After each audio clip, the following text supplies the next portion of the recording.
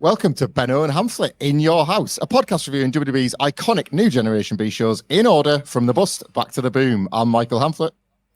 And I'm Benno. And Michael, what comes to mind when you think of Syracuse, New York, and more specifically, the Onondaga County War Memorial?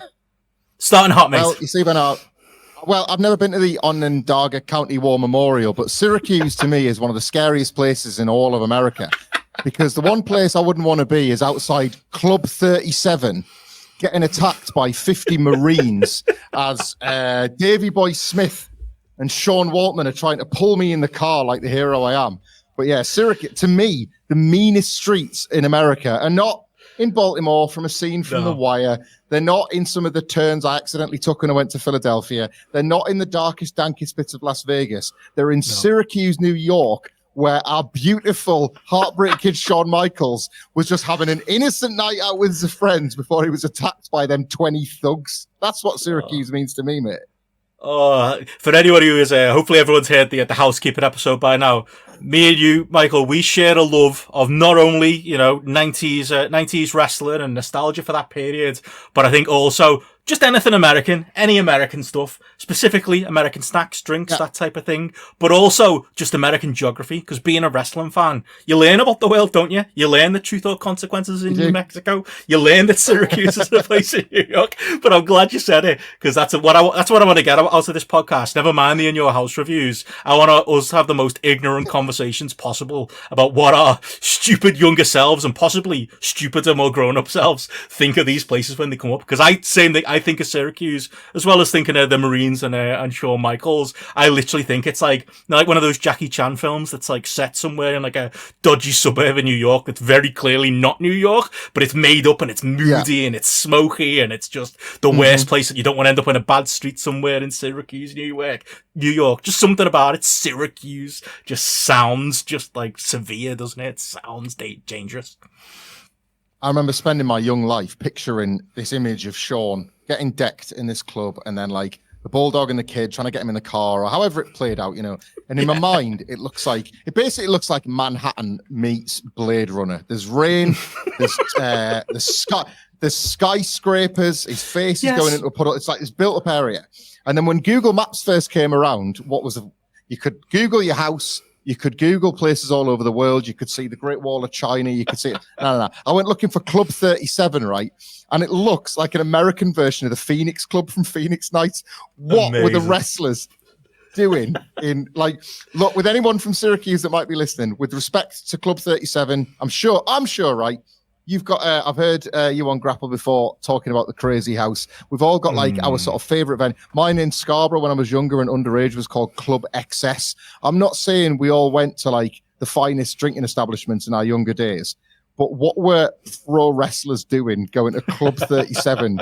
Like in Syracuse, they were just in 95, they were just obsessed with the sesh. I think that's all the calendar was too brutal. So we just got to get out somewhere. Fanny packs full of gimmicks, all of that. That's exactly what it is. Because I honestly and obviously today we're here to review the very first In Your House 1, unofficially titled premiere from May 14th, 1995. But my mind immediately went to Sean, and at first I was like, hang on.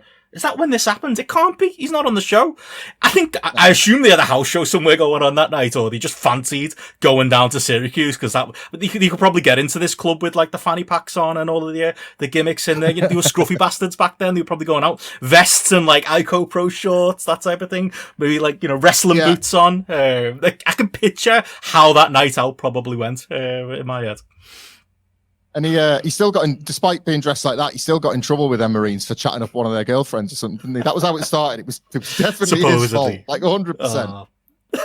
Well, we're going to talk a lot of indoctrination across this series, and like I say, I bought into the whole "tell me a lie" thing. I truly believe that Shawn Michaels was put upon by the 450 Marines, and you can't tell me any different, no matter how many shoot interviews come out. But yeah, great times, great memories. But In Your House 1, Michael, that's what we're here for. Unbelievable. I enjoy what I enjoy about this show, that it's the one with an unofficial title, because nobody thought ahead. Everyone was just like, oh, we're going to do this series, we're going to charge $14.95 live. They're going to be basically house shows, but they're on pay-per-view. We'll see how we do, and we'll get into. They did a little bit better than you will possibly imagine. But it wasn't like, we're probably gonna call all of these In Your House. So let's give the first one a title. No, just In Your House. That's what it is. It's In Your House, and then retrospectively, the podcasters and whatever, they'll give it a name. Premiere. Let's just go with that. First one that fits. That works. Unbelievable.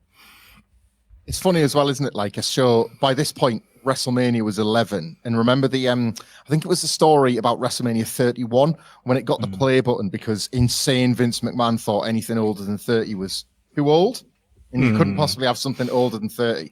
Oh God, yeah. I love the idea that in 1995 an event was starting where something could be number one. I just thought that was cool. It was like, well, I couldn't have been around for the first WrestleMania, but I can be around for the first In Your House. And I recall them advertising it during WrestleMania 11, and they just flashed up some graphic or something like that saying, first time in May, first ever sort of show we're going to do in May, it's going to be called In Your House, and we're going to be giving away a house. And I honestly thought, like every month you're going to give away a house? Like I just thought In Your House was going to feature a free house every single time. And I just like when already my favorite thing couldn't get cooler, then they're now giving people places to live. Like, God bless the Fed.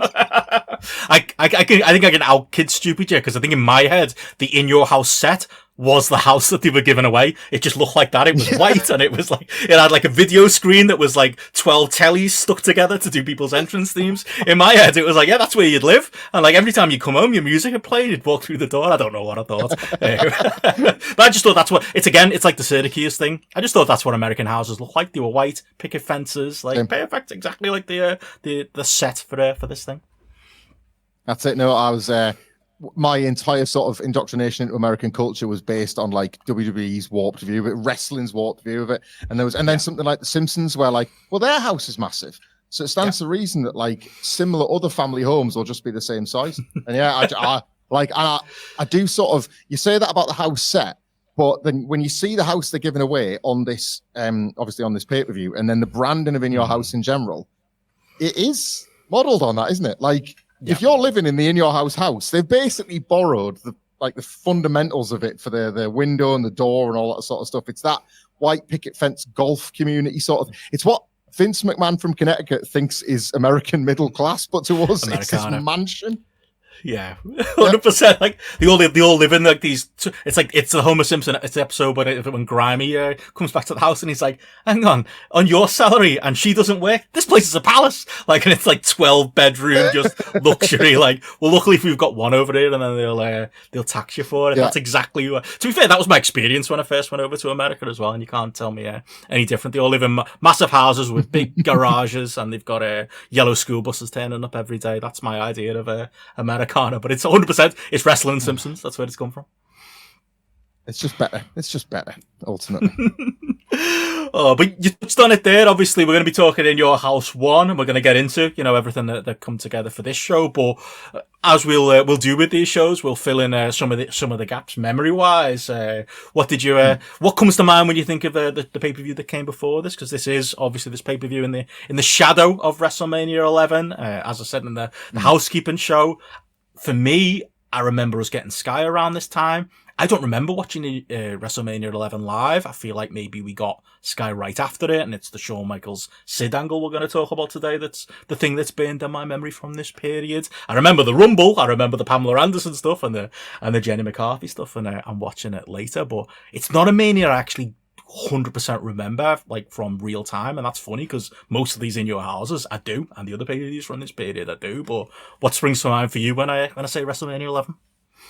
Well, I know I got it on tape. I wouldn't have watched it live, but again, we didn't have Sky at home. It would have been the sort of thing where I'd hassled my mom or my dad to hassle their colleagues to get it, which was the story of my WWE fandom for about 5 or 6 years, basically. So I was going to get the tape whenever they were just going to magically produce the tape. So every show was always on that wing and a prayer, basically. Right. But I remember enjoying it because I was 10, 11, and you just like enjoyed most things ultimately. But it wasn't very long before I started thinking, I think this is the worst WrestleMania I've ever seen. Genuinely. I didn't like the big one for me, right? Because I remember loving Shawn and Diesel on that show, loving it, and kind of being impressed by the Americanness of LT and Bam Bam Bigelow. Like I wanted British sports. Like I wanted the back page of the paper to mention LT. Like Right. I wanted to because I knew who Lawrence Taylor was now. So I wanted like British sports media to talk about Lawrence Taylor, and that wasn't happening. But I do remember kind of hating Bret and Backlund because of Roddy Piper and the microphone. I don't know what your memory of that is, but the I Quit match where he keeps thrusting the microphone in front of their face, and Backlund doesn't really quit at the end. He sort of screams. Until like the 2010s, maybe it's probably the worst. WrestleMania. Like there are lots I love about it, but I can objectively say it's right down the bottom end. It's funny because like I almost think it's like we talked about. Like I think with Finn Martin in my head and later Dave Meltzer, like you learn that's the accepted kind of talking point with it. I don't think I thought in those terms in real time. Like for me, I think I remember thinking opposite almost. Like with I will say like Lawrence Taylor was like, to me he's a wrestler. He's not a football player. He's just a wrestler and not a very good one. And he's just like it was almost the insult of this. Who is he? Like who's he? Am I supposed to know who that is? You know what I mean? It's not. It was Michael Jordan. I get it. You know, if there was a certain finite amount of basketball players, I would have gotten it. But I just didn't understand why he was in that position on the show. But outside of that, like. Once I finally did see it, I did love it. Like my abiding memory of WrestleMania 11, and it fits into kind of my fandom, is my younger brother, our Peter, just ramming it down my throat for the entire next year or so that he was first on the Shawn train. Because what I remember about that show and what I remember about the Rumble that year is, because when you're a kid, like it's just not a thing you do. Cheer the baddies. It's just not a thing you do. You just go along with it. It's a thing that comes along when you become more of a smart fan. It's like, well, actually, I'm the smartest kid in school because I understand that it's Triple H doing all the work here and not The Rock. Whether I was right or wrong about that, that can be up to debate. But, you know, you go through that, like, where you gravitate towards the heels and everybody has that moment. But I remember that. I remember our Peter cheering for Shawn in the 95 Rumble. I remember him cheering for him in this WrestleMania 11 match. And I remember him, like, reminding me of it, the entire Shawn Michaels title run in 1996. That I was there first. I was on Team Shawn. And for me, it's like that origin of Shawn becoming a main eventer and, you know, becoming, you know, the wrestler that I love the most because WWF Telly told me that I should love him the most in the aftermath of WrestleMania 11. It is brilliant that you say that about Shawn specifically, because I have a similar personal anecdote, but it's through entirely different reasons. So my dad would not watch wrestling with me, but obviously because I had it on all the time, by osmosis, he would see little bits and bobs. And he was absolutely blown away when Shawn threw Marty through the window in the barbershop. He to this day, he'll mention like the same 3 or 4 things that he remembers watching alongside with me. And as a result, because I, as a kid, just hated Shawn Michaels because he'd done that to Marty Jannetty, my dad, needling me, would be like, oh, he's not as good as Shawn though, is he? Like, so if I was a Bret guy, it was like, well, he's not as good as Shawn. And then right as I was like, so around this period, WWE had done a number on me with Diesel. I completely fell in love with Diesel.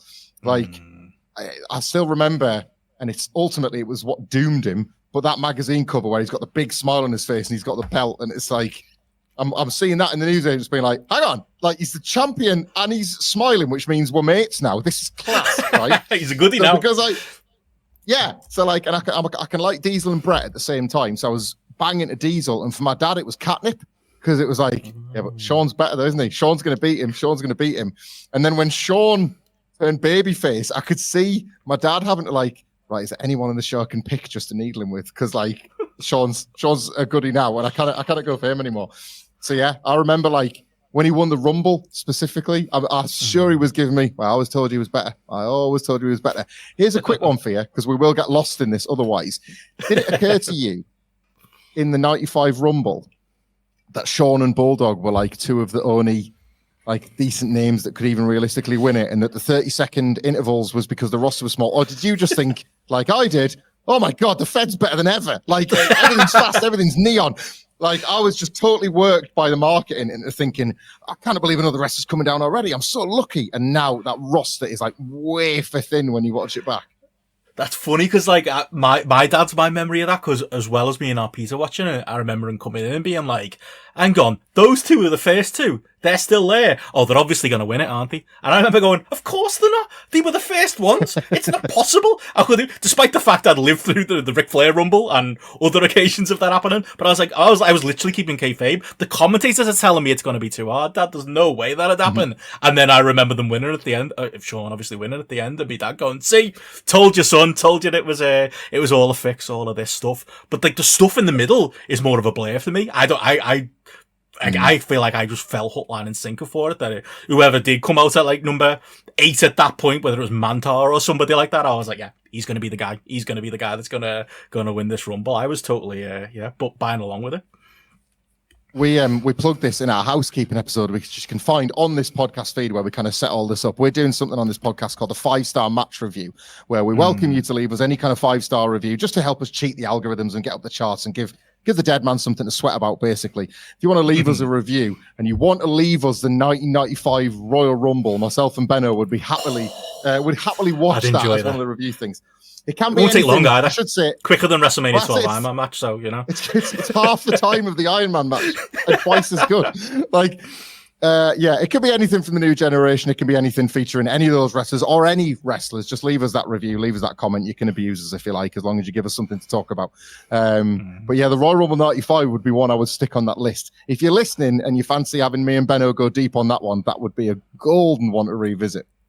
Oh, please do. I'd very much enjoy that. Maybe less so I'd enjoy going through WrestleMania 11, but there's some positive reason there as well. Yeah. But yeah, definitely get those reviews, and it will help us massively. Which is all to say, which takes us into obviously what we're going to be reviewing today, which is this gorgeous thing, obviously, In Your House 1, the premiere from Syracuse, New York, for video viewers. Thanks to our friends over at WWF Wrestling 1, Twitter, a guaranteed Twitter follow if there ever was one. They're always posting lovely imagery from back in the day and from particularly this new generation period of WWF back into the early 90s and 80s. But do you remember the first time you set your sights on this? Because another thing I'm very nostalgic for, as well as leafing through the Woolworths videos that were on offer, was once I got those videos as opening the inside cover and going through the ones that I either did or didn't have or wanted in the future. You didn't really get that so much with this In Your House period. It was more a case of getting the magazines and seeing them advertised and going, oh, that looks like a tape I'd want. 18 months after this actually happened, I feel like that was maybe the first time I saw this thing. But what a beautiful thing it is, these Silvervision, and it is Silvervision, not Coliseum Video, VHS covers that we used to be able to pour over in these days. Yeah, I find these things to be simultaneously perfect and a complete mess. Like, I love that they're perfect because they're a mess. Like, if you look at that picture of Karma where they've just taken the background out for no good reason, like, on a number of this one actually looks quite neat, but on a number of them, you'll look at them and some of the alignments are just out of whack, or they've picked random different. Like, it's a triumph of design and hideous at the same time. Do you know something?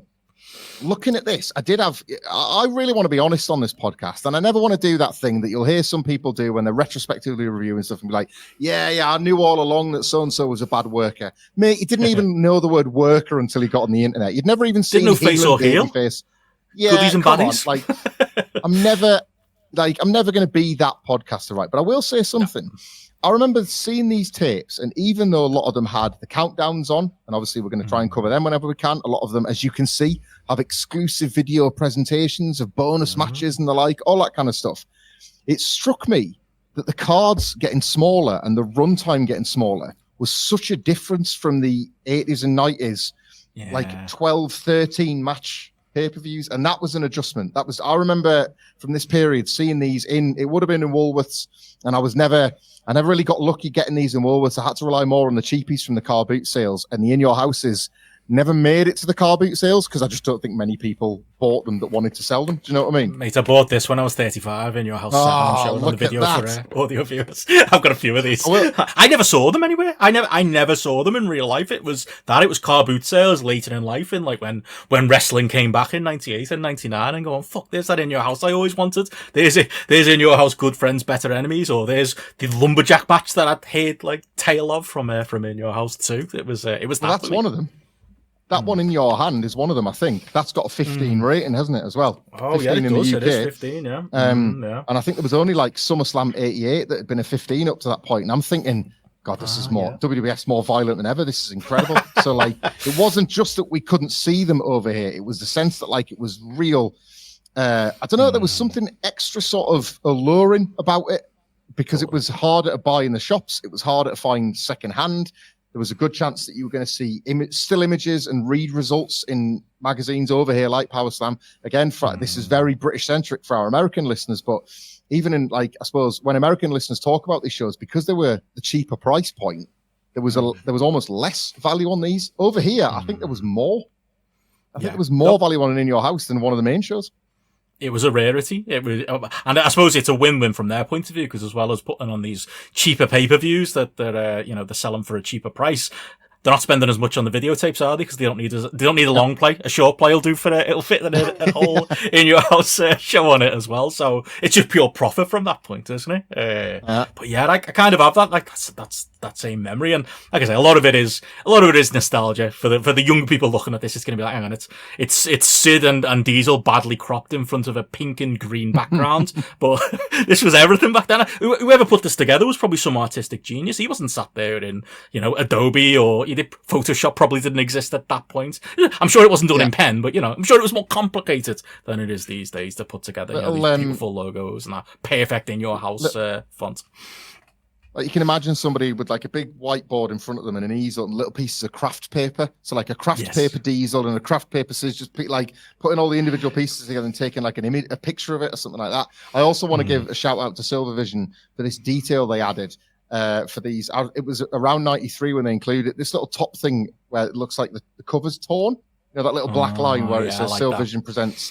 Like that little thing that when they added that, I've got these covers in plastic wall. One day I'll bring them in for one of these recordings and hold them up on a video. Please do. I had no choice but to get rid of my video collection at some point many, many years ago, but I couldn't bear to part with the covers. So I took all the covers out and put them in plastic wallets. So they're somewhere in my loft at home or whatever. One day I'll dig them out and I'll show them up on a podcast because I just love them too much.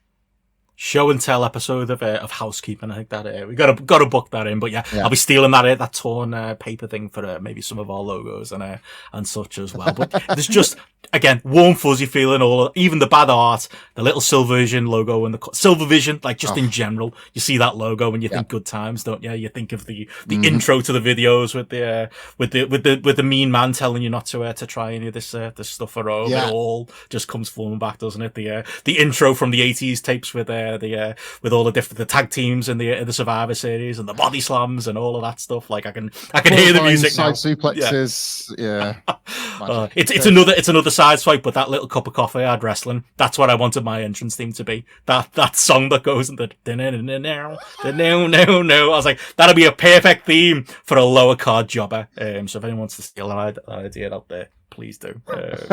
Brings out all of those. We'll get that on a Rampage any day now, honestly.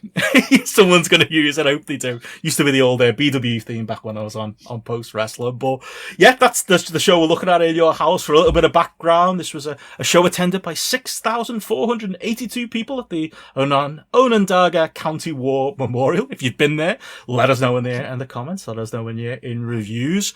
And surprisingly, for again, the idea behind In Your House being these little cheap in-between pay-per-views, WCW's doing more regular pay-per-views, so WWF are trying to keep up and trying to get some of that revenue back from low attendances they were having during this period. They did all right, like I say, 6,500 people in the building, 280,000 people bought this thing on pay-per-view at a lower price than the regular pay-per-views. But I know from jumping ahead from the dirt sheets at the time, people were very surprised by that.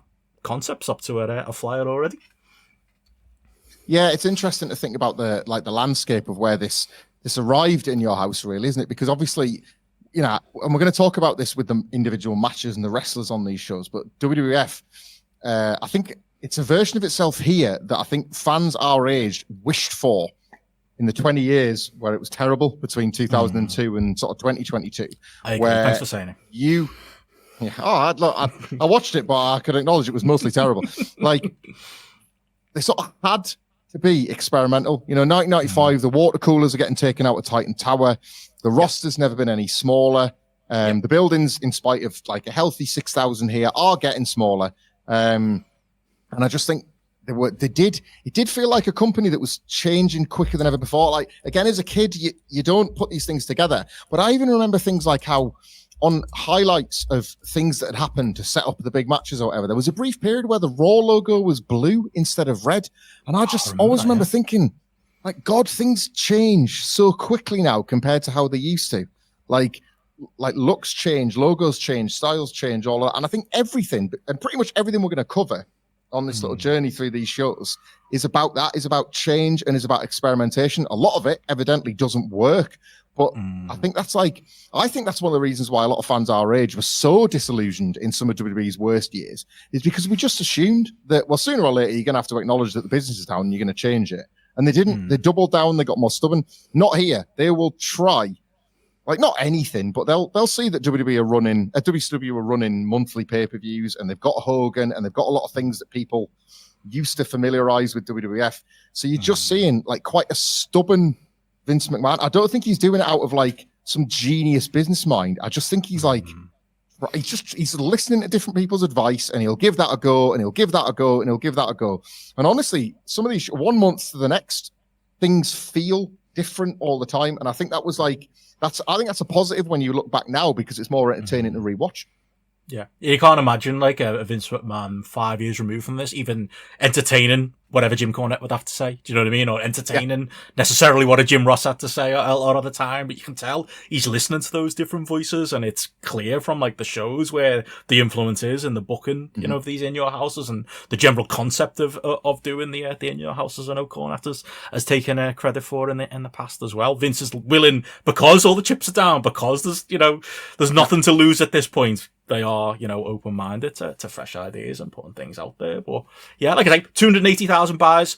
AW killer for that today. If WWE was still on pay-per-view, they'd kill for that today. Obviously, there's a big difference where we are now. But 6,000 people, AW would kill for that today. Oh, God, yeah. Even a pay-per-view, to be honest, they're only just about hitting that these days. But yeah, it's a different world back then. So maybe things aren't quite, they are in the doldrums, but maybe not as bad as some would say. But yeah, to get into the show itself, how did you watch this thing back? There's a few versions of this floating out there. There's a WWE network version. I imagine most people listening to this will have watched. I managed to get my hands on again a Coliseum home video, but technically Silvervision to me version of this that had some of the bonuses on it that we're going to talk about at the end. Was it network for you for this one?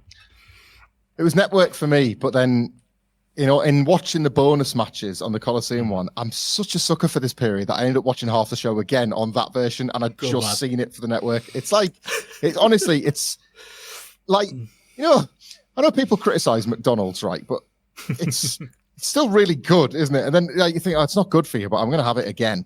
Like, you can always have your main McDonald's meal and then get like a buffet cheeseburger or something, can't you? True. This is it. This is my wrestling fast food. And I was like, I've had enough of the show, but I sod it. I'll have some more again. Same. I watched it twice, and I think I enjoyed it the second time more. And that might be because I watched this the like I say, the Coliseum home video bit. It's got, like, for those who haven't seen it, it's intro by Stan Lane, who's somebody who like just shouldn't be around in this period. It's not just it's sort of a connection that like immediately comes to mind. The VHS version's got a Judge Dredd the video game advert on it. I don't know if you saw it a little. And speaking of things being out of time, there's an advert for SummerSlam, which kind of makes sense. And then randomly there's a best of In Your House VHS cassette advert, which is like, hang on, this is the first one. How's there a best of already? How's that worked out? So obviously put together a fair amount later. Unfortunately, no Jean-Pierre Lafitte versus Bob Holly match in there, but a few little nice extras at the start and at the end of this thing. That was kicking round on, like, I looked high and low for a pre-show for this one, because there are obviously other In Your House pre-shows available. Cannot find one, but I did sort of do a bit of digging. And the pre-show, I've seen like still images of the pre-show, and it does that thing where Todd Pettingale's doing the hard sell, all that sort of stuff.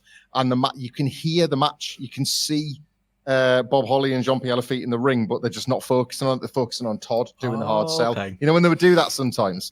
Yeah, and all of those matches. There's one at like WrestleMania 10 I think it's like, I want to say it's the Heavenly Bodies and the Bushwhackers, but it might be something else. But it's like they're fighting on the WrestleMania 10 Madison Square Garden stage. And I want to see that. Like, I want to look at that because, like, what the hell are they doing there? And it's just a glimpse of it almost makes it worse because it ends up making you want to see that match in full more. So yeah, maybe that's the psychology. Maybe that's what it is. This channel that WWE have got now, like the YouTube Vault channel, is built for stuff like that. Like it's built for matches like that because they're filming everything. So. One day we'll have our cake and eat it too, and we'll get to watch Jean-Pierre Lafitte versus Bob Holly have a probable 2-star match out there. But I'll just throw out there: were you a Jean-Pierre Lafitte fan? Because I was. I thought he had the coolest look. Obviously, the present day, unbelievably, of I think at least 3 wrestlers on this card we're going to go through today who are currently on at least American television out there. The current PCO. This is Jean-Pierre Lafitte against Bob Holly. I loved him. I thought again, I was young enough to think a pirate was cool, so I thought he was this great villain in wrestling. Less said about Sparky Plug Bob Holly, the better, but I was definitely a Jean-Pierre Lafitte guy. Same. I just thought he was I mean, it helps, doesn't it, when they're working with your other favourites? So the fact that he stole Bret's jacket, I was like, well, he's a bastard. You need to do something about that. And I just, again, I wish I could like articulate it. You're not composing these thoughts at the time, but watching matches like Bret and Jean-Pierre Lafitte, which again is one we'll get to down the line, that's teaching you what good work looks like without you even, if you're the age of like 10 or 11 and you're a sponge for this stuff, that is showing you what really strong work looks like without telling you that this is strong work. Like it's speaking for itself and it's just going in when you're younger. And I love great matches on these tapes that we're going to cover are great for that reason. That's it. And he was one of those guys as well, where it's like, just from an offense point of view, I remember being a younger smart mark and being like, well, he does more moves, so he's great. You know, he's got like an interesting move set, which was obviously a big word in those times. Yeah, I've always had a lot of time for him. I just love that nugget that he's still doing it today, and he's doing even dafter stuff today on television. I wonder how many of the kids who might be throwing the odd not that there's many kids out there throwing TNA on, but I wonder how many of them are aware of his detailed history in the Quebecers and here in the In Your House period. What I love about Jean-Pierre Lafitte as well is I remember Power Slam being the one to tell me that like it was going to be a repackage of Pierre, and it just blowing my mind and just being like, they've left the Pierre in because they want us to know that he used to be a Quebecer. You know, you make these little stories for yourself about why the characters are changing. I remember reading that former Quebecer Pierre. I always remember being shocked that like WWF magazine at the time, like going a bit earlier, like just outright said that Reaper Man was Smash.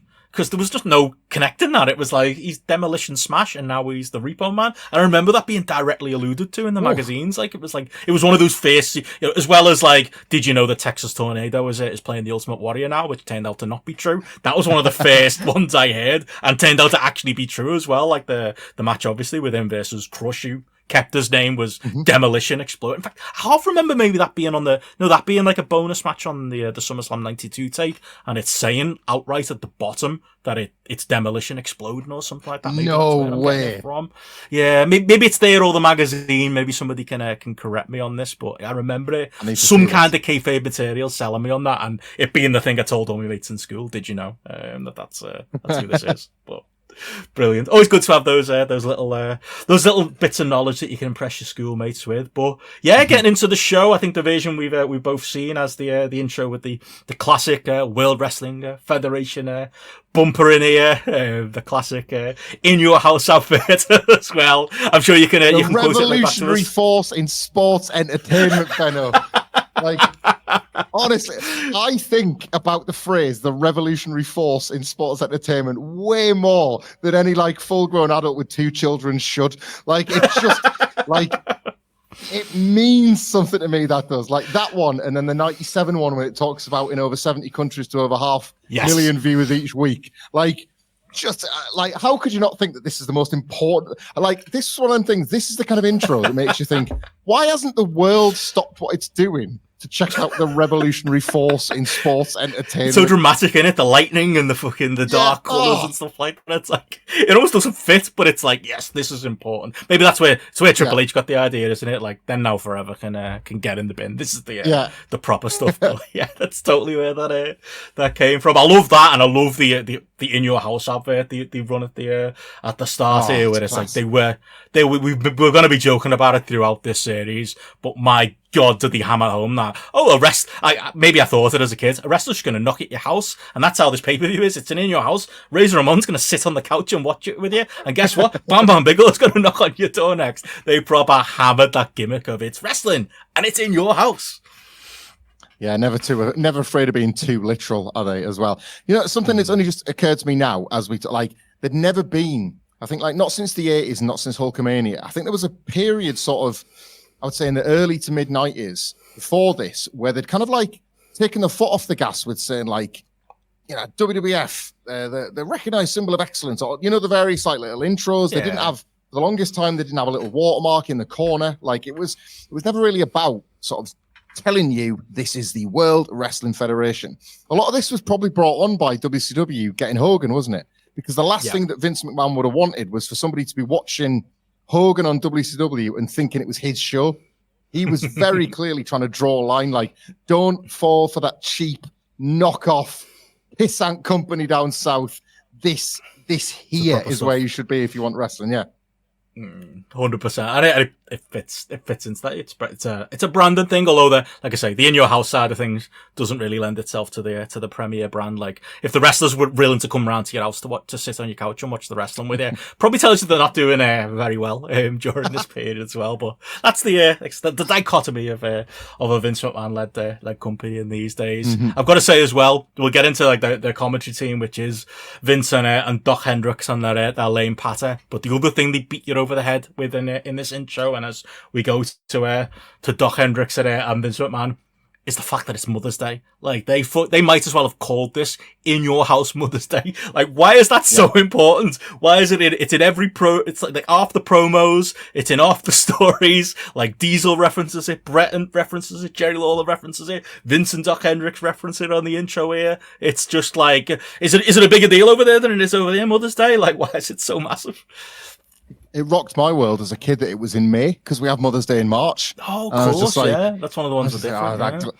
Some glamorous American Mother's Day that we haven't got. I kind of loved one of the specific ways they used this later on in the show as well. But especially it did help, didn't it? Because of Helen Hart was always she to me as a kid, you probably had this. She was wrestling's mum because she was Bret's mum. And she was this mother figure that you saw all the time. So it's Lawler and Hart, and it's on over mum. Yeah, I don't know if that's fair. Yeah, because Stu just reminded me of my granddad. I think that's probably why that fits in perfectly. But yeah, mother figure. Speaking of granddads, I'm happy to take the place of Matthew Edwards on this podcast just for a second, because if you haven't got it written down, I have. I'm going to go early on it, Benno. Would you like the ages of our commentary team tonight, Vince McMahon and Doc Hendricks? Well, I'll tell you, in 1995, if you'd asked me to guess then, Doc Hendricks, I probably would have said 65. And what he used to wrestle. That was one of the first ones I remember hearing about. And Vince McMahon, it was I think we had this conversation. I had no idea he owned the WWF at this point. I just thought he was just this night, obviously, time and place, nice man commentator who was a bit of a geek and a bit annoying, but he was just this young guy trying to get ahead doing commentary on these shows. So I would have had him a little bit younger. So probably, and in my head, younger would have been 20, and I'm sure that would be my guess now. But I think you're going to tell me that Michael Hayes is 30s, and I would have guessed, like I say, much older than that. So I'm going to guess something daft 38, and Vince, maybe 40 or so, 42. Well, maybe. They are further apart than that. They're further apart. Vince is 49, which is somebody that now I'm 39 doesn't feel old at all, but I'm with you. It's when was he ever that young? Yeah. Doc Hendricks, mate, Michael Hayes is 36 here. Jesus Christ. I don't remember 36. That's horrible. I think I was weird. 36 is black and white to us as we record this now. He had a paper out, didn't he, Michael Hayes? Jesus. Honestly, it's such a weird thing here, because he's trying to, without jumping ahead too much, he's trying to do that heel Jesse Ventura, Jerry Lawler kind of commentary, and he's so fucking bad at it. But during that period, he's very much heel here. But I remember him trying to be like a cringy babyface. Like one of the various tapes I've got here is like there's a Shawn Michaels tape that goes through like 1996 and his title run and all of that stuff. And it's like, oh, I've got this Shawn Michaels tape. Yes, he goes around in a biker hat. Yeah, you know, whatever. I accepted all those things. Shawn Michaels was still cool. First thing I did when I turned that tape on, what are you greeted with? Doc Hendricks grinning face with his and his gigantic mustache and his a terrible, which actually might look cool today, Shawn Michaels covered in hearts like t-shirts, and he could not have made that man look any less cool. So when I found out, one, he used to be a wrestler, and two, he was in his 30s, like mind blowing, because I guess he would have been near in the end of his 30s or a little bit past it when he first started managing the Hardys, you know, when you get into like prime attitude there and stuff like that. He's one of the biggest ones, isn't he? That would have made him 40 when he was managing the Hardys. My age now. That's horrible. I was thinking of him when you did that whirl impression there. I always think of him in that little Slam Jam studio, you know, with the giant picture of himself in the background. Where he'd be like promoting the local towns or whatever, like watch the weekend show, things like that. I like walking around, and I thought that was just his job. He gets to walk around that set all day with the cardboard cutouts of Bret and Shawn and the massive picture of himself and talk about the Fed. That was I couldn't kind of picture him anywhere else but there. But also sounds like a great job, isn't it? It's the type of thing we probably think. Oh yeah, to grow up and do that one day. I'll do that, please. Yeah. But any other thoughts on this combo, Vince and Doc? Some of the passer through the night is it's not a classic World Wrestling Federation commentary team that we're getting into on this In Your House. I don't think it's not, and I suppose we might as well address the elephant in the room now, because I'm pretty sure off the top of my head he's going to feature in, I would say, maybe like 90% of the shows we're going to watch. Vince McMahon, and let's just talk about Vince McMahon as a character in 1995 and not Vince McMahon. Again, it's definitely nostalgia color in it. Like, I like his commentary because it soundtracks a lot of the wrestling I liked. The magazines would tell me he was bad. The retrospective reviews would, like, wrestlers would take the piss out of him for being rubbish, and you can hear it. You can hear all the things they're going for. He got it. It's part of like it's like, it's part of my like comfort food diet of this era. I'm all right with it, and I actually think he got a little bit better as well. Like, if you listen to him in like kind of 93, 94, he's hammering things like unbelievable. He does that thing where his voice goes like extra high somehow. Yeah. He's starting to scale that back a bit around this time. So he does improve a little bit, but it's just something I accept about this period, that I expect to hear Vince's voice soundtracking it. Yeah, it's I don't know, it's funny for me. I don't know. This is where we're going to get into like the glass half full, glass half empty stuff with me. And I wonder whether it's the date sheets and the magazines and the time since that, like, obviously colours me on it. And obviously on our other podcasts, we've talked very much about the real life Vince McMahon stuff. So we will put that to one side. But as a character, I don't know. I think as a kid, like that, like you say, that whole sportscaster voice where it's like, whoa, whoa, whoa, and he's got like, sounds like a dog barking when he's talking, and it's like, anything can happen in the World Wrestling Federation, all those things. I feel like Doc Hendricks, I think he had a lot of those same qualities where he made the babyfaces less cool for me. Like his champion of Shawn Michaels when they go with him in 96. It's so heavy handed, and it's so like, and again, maybe that's with time and age that I'm looking at it with an older head.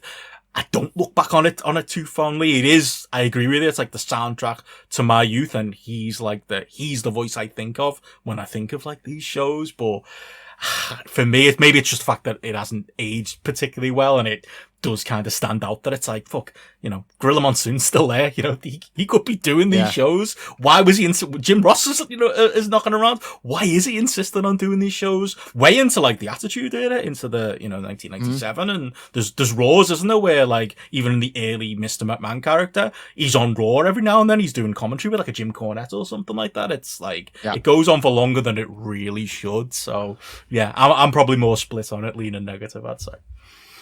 It's funny you mentioned about what you thought he was, and he was like just a commentator. I even remember in this period when Jack Tunney, it's right around this time when Jack Tunney leaves, I thought, Vince should be president. He'd make a good president. And not thinking for a second about what and Gorilla Monsoon got the job, and I was like, I wonder how Vince felt about Gorilla getting the job, because I'd have given it to Vince, I think. And like there must have been something like authoritative about him that made me think he would fit in that role. And then I think it was by the end of this year, I always consider Diesel's sort of tweener run being what really brought Vince out of into the owner role. So like at the end of it, we'll get to it, but at the end of this year, it was the first time you started seeing Vince as a man that mattered more than just being a commentator. Yeah, you start realizing, hang on, why are the wrestlers picking on Vince? Why is Diesel like focusing on him? And it's like you start to put that two and two together. I was probably I think it was him and Brett in the cage where I finally realized that was what was going on. So it took me a while longer, but yeah, we'll have plenty on Vince and Doc in the commentary as we go. But yeah, we kick off this pay per view with the opening match, and it's like I say, glass half full, glass half empty. I'm a little bit worried about what the standard is going to be like on these shows. And I know you're going to be, I think you're going to be, you remember these a little bit stronger than I do. Great place to start because it fucking starts great, doesn't it? With obviously reliable man of the time. I might be a Sean guy, but I'm still at least partially a Brett guy during this period as we kick off the pay per view with the first of two big matches for Bret Hart on this show, with him and Hakushi on this thing. And yeah, I don't know if you want to give us a little bit of background here. Why is Bret wrestling twice on this show for those who aren't watching back or aren't the initiated? Obviously, he'd had the feud a couple of years prior with Jerry Lawler, which essentially they reheated for this little time period, and like on the side he's got a little feud going with Hakushi as well. But yeah, Brett's doing double duty on this pay-per-view, Michael. Yeah, really well done narratively this. So Bret has the match with Hakushi because of an attack on Bret by Hakushi. He'd arrived in WWF and he was trying to make an impact, and he went for Bret. They show a clip on the show of him getting an award from Japanese media, which Hakushi doesn't like. And that leads into this bizarre story where Jerry Lawler starts calling Bret a racist. Yes. Which I don't know what that's about, or if that was like a rib or whatever. But so they're doing this story. They're hitting it pretty hard on TV that Lawler. So that kind of relights the Bret and Jerry Lawler story again. And then obviously this match is booked for In Your House. And when the match is booked, then Lawler challenges Bret. And, like everybody's like, how could you? He's already got a match. But Bret's such a hero. He says, well, it's like Tommy Dreamer in 1996. He's hardcore. He'll take them both. And he says he agrees to fight Jerry Lawler on the same night. He'll beat them both. And Jerry Lawler kind of cackles that he's got a bit of an evil plan for the night. There we go. And it fits in perfectly. And it, again, we're in, it's one of those, it's like the Rumble at the start of the year. The roster's what it is, so Bret on twice on a show isn't necessarily a negative here. And for him to be out there with Hakushi at the time as well, who I've got, again, big memories of like watching Hakushi. I remember, again, Mega Ball sticks in a lot of my memories from this period and being in there once, and it was just random. There was a Raw on the telly, and it was one of those amazing things that you saw WWF out in the wild, and like it was on a telly that real people could see and not just me at home. And I've this distinct memory of I'll have to dig what Raw it was, but a Bret and Hakushi match that me and my cousins were all getting massively into, and I was like, see, it's still good. This guy's good.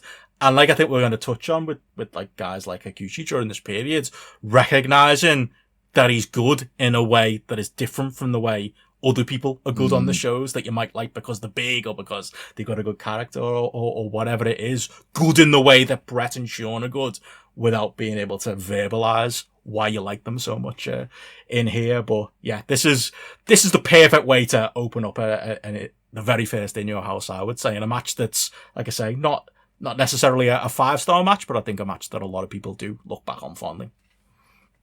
Yeah, something I noticed on this watch, because it is the sort of thing that I feel like I've just seen. There's a lot. This is one of the matches where I feel like I can just go beat for beat for a lot of it because you just such fond memories. But what I found interesting is that it doesn't start that well. It's like a pretty significant miscommunication early on. And then Bret just like slows it down and just drills Hakushi with some of those amazing forearms that he would do. And it's from there, pretty much, they kind of reset and they go, and it's like they find each other's sweet spot, like chemistry wise, as the match progresses. And I just like, that's the magic of Bret, ultimately, like he's going to do everything he can to not have a bad match, but it's almost like he sniffs out a great one. And then the two of them sort of find it as they go. I don't know if maybe that's just like progression of the spots and the stuff that Hakushi does gets more thrilling the longer it goes. So like he starts with like, it's a lot more kick punch. It's impressive, but it's kick punch at first. And then you see his version of the Bronco Buster where it's just like the single bounce. And then he's trying to fly and you get the couple of high spots and that.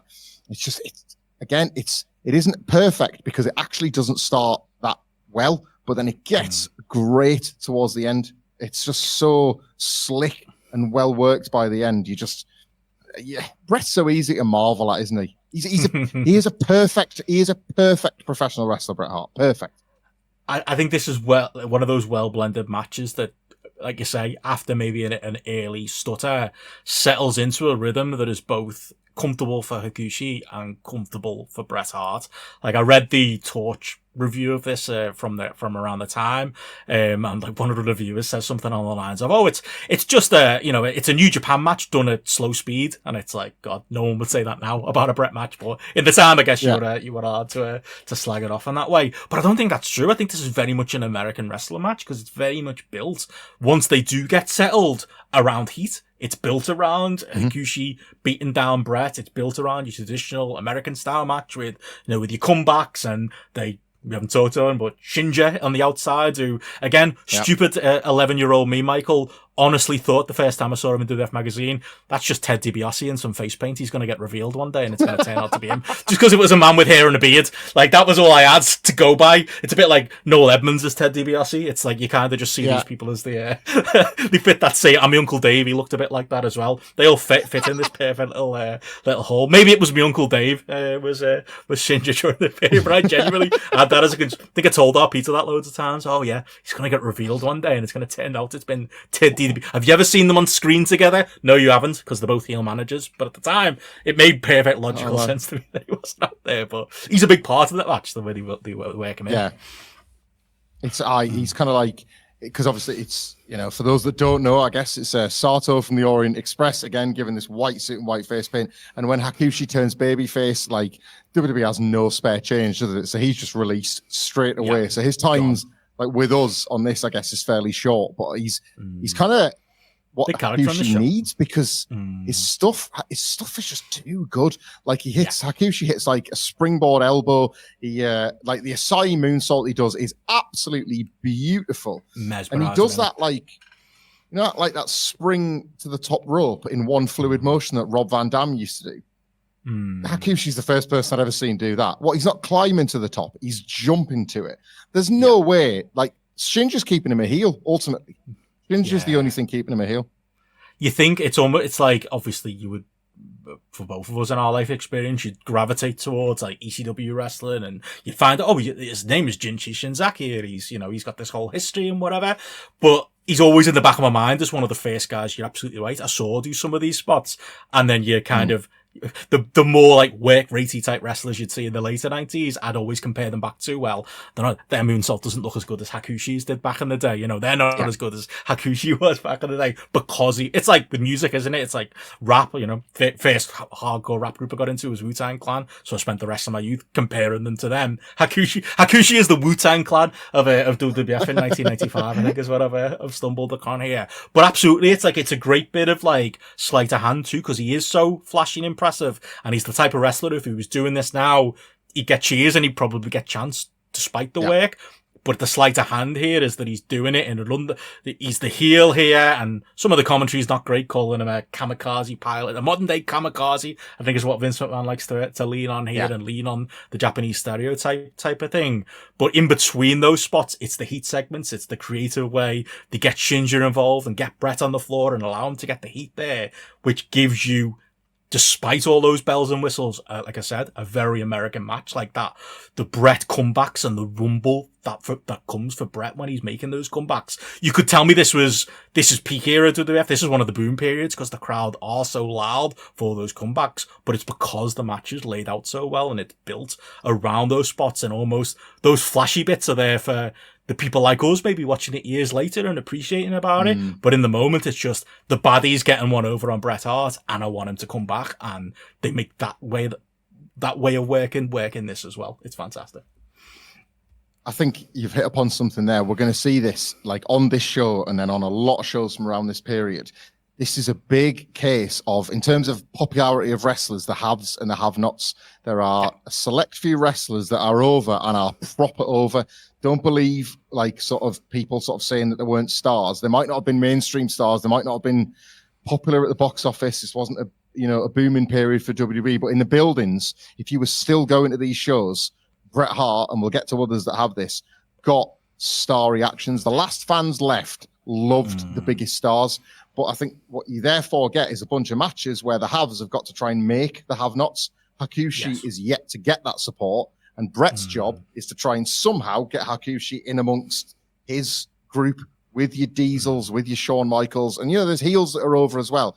But some characters in this era just get zero response. And it's the job of the few over wrestlers to get them there. It's probably why the Click pissed so many people off working with each other.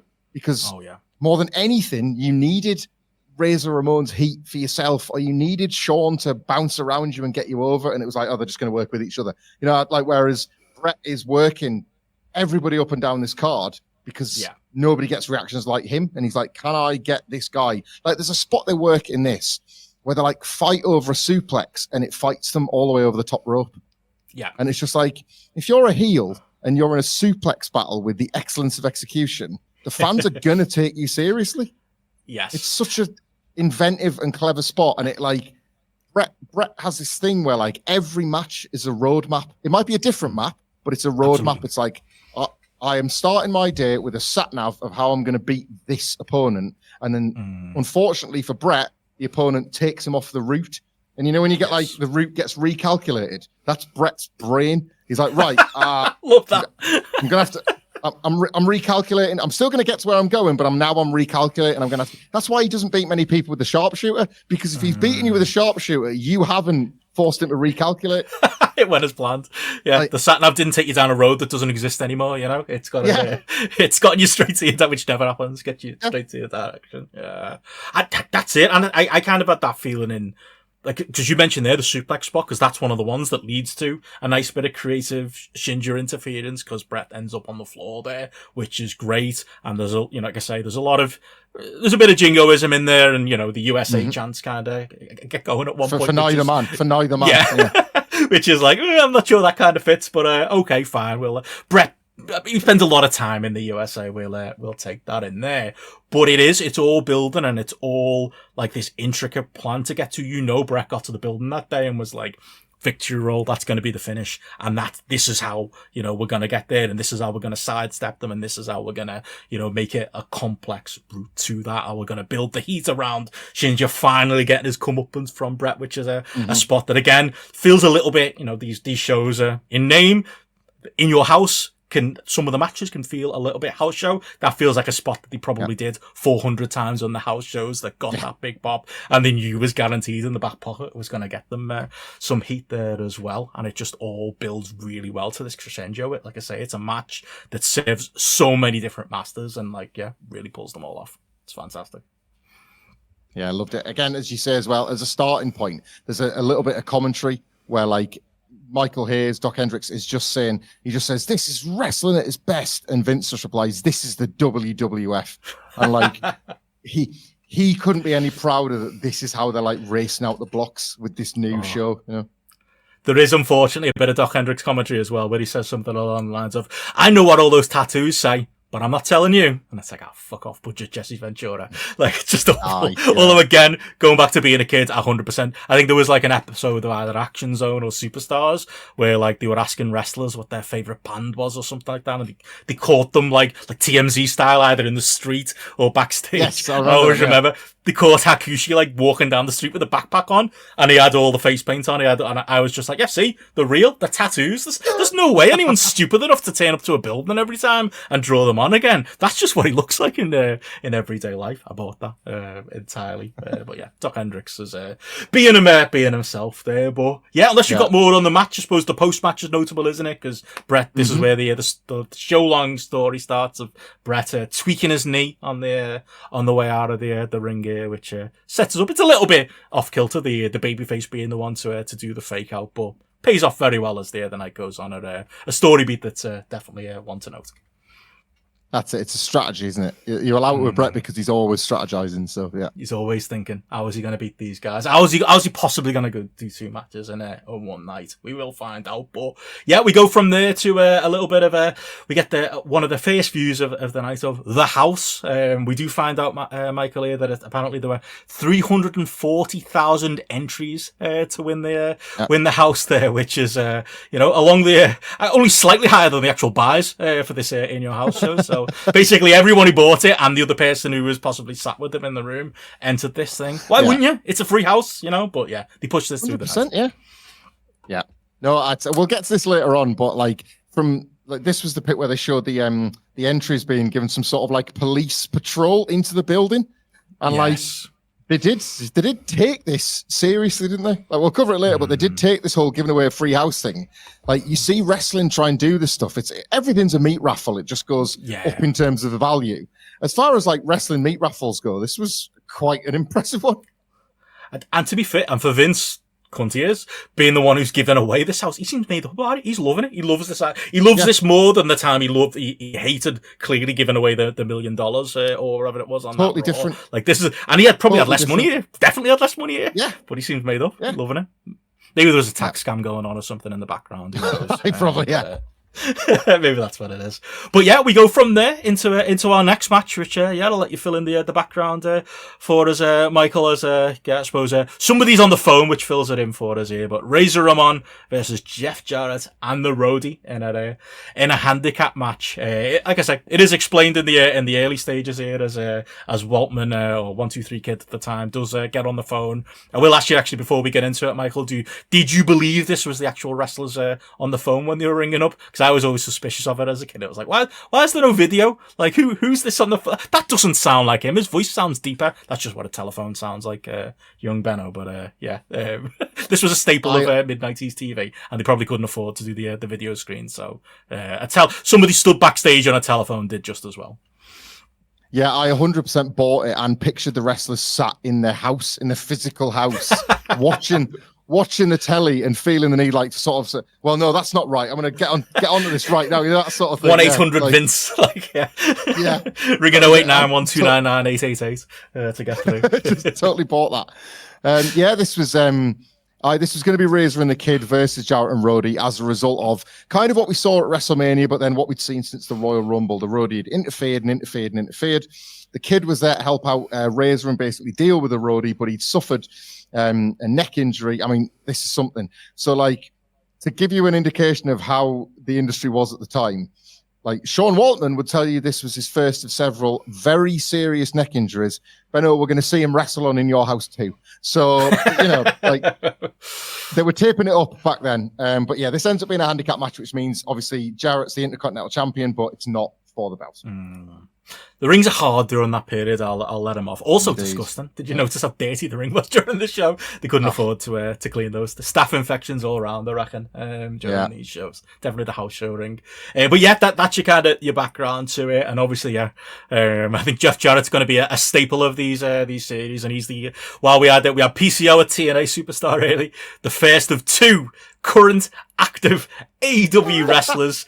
30 years later is Double J Jeff Jarrett, and of Twitter fame, he's got me blocked, he's got Matty blocked. Don't think he's got you blocked. The Road Dogg, follows me. Jesse James in Road. I thought you meant Jeff Jarrett. No, Road Dogg doesn't follow me. Yeah, I think he's off Twitter now. To be fair, I think he's gone. Jeff follows you. That's incredible. That's impressive.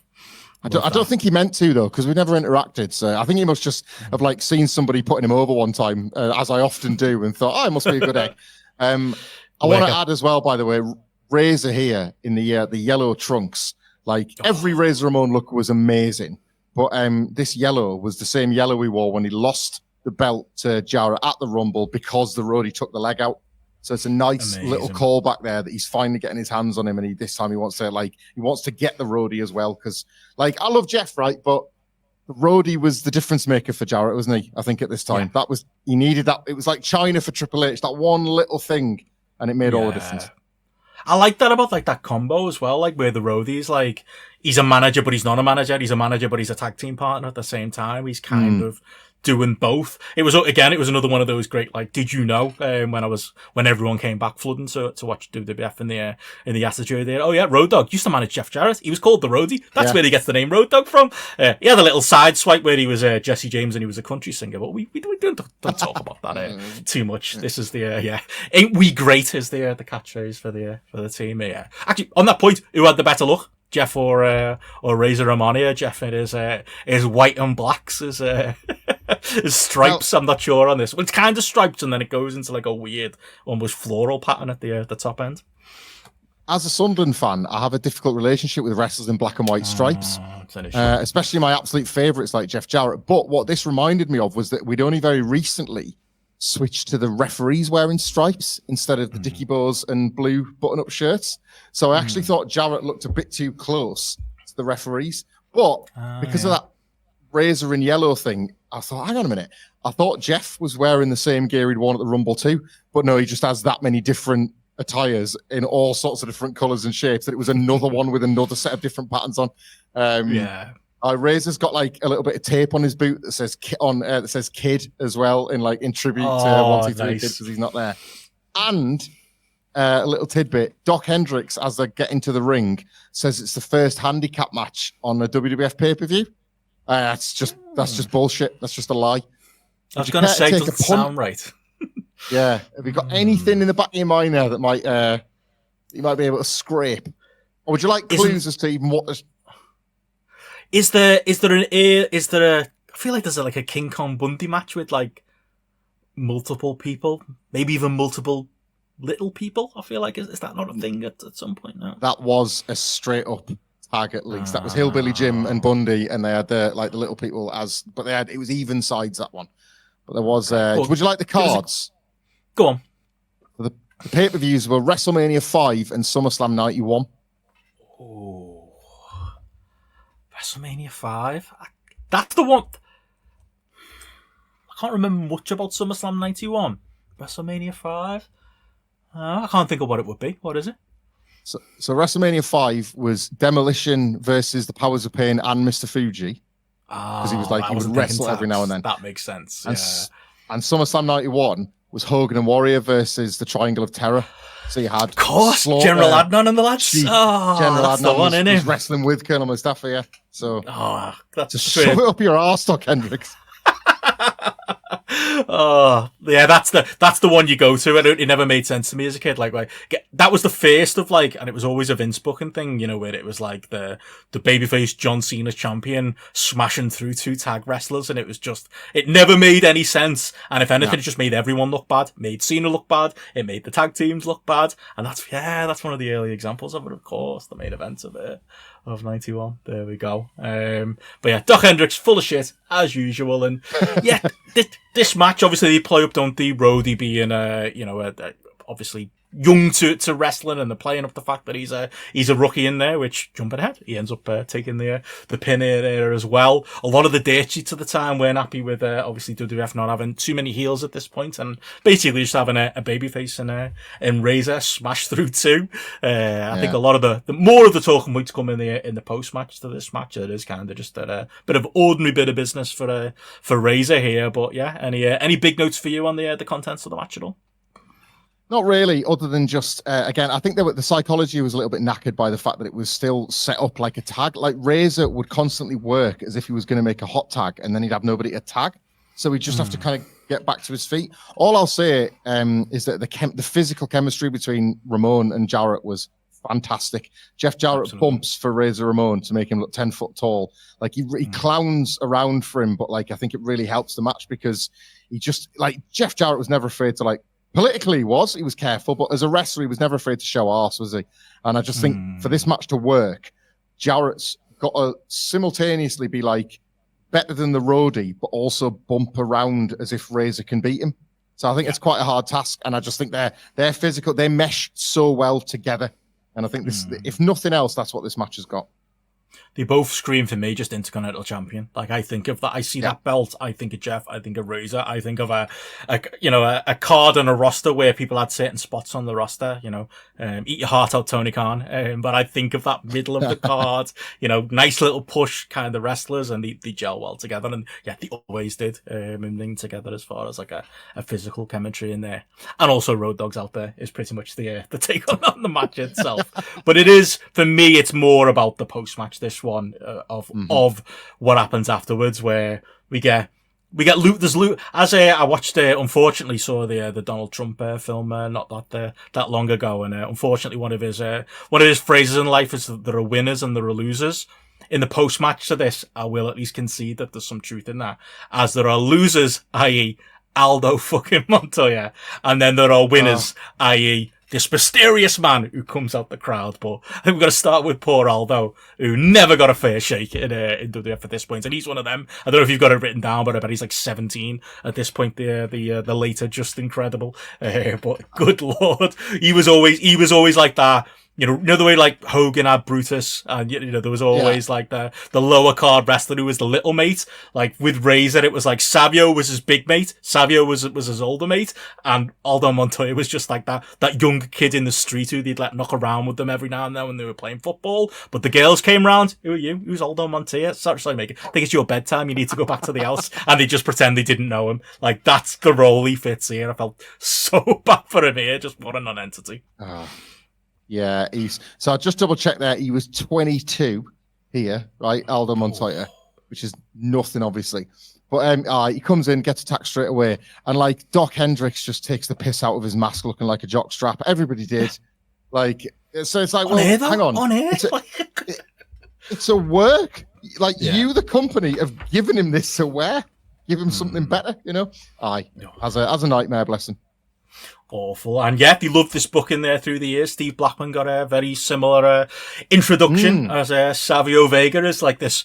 It's weird the way they do it, because he comes in to kind of quote unquote even the odds.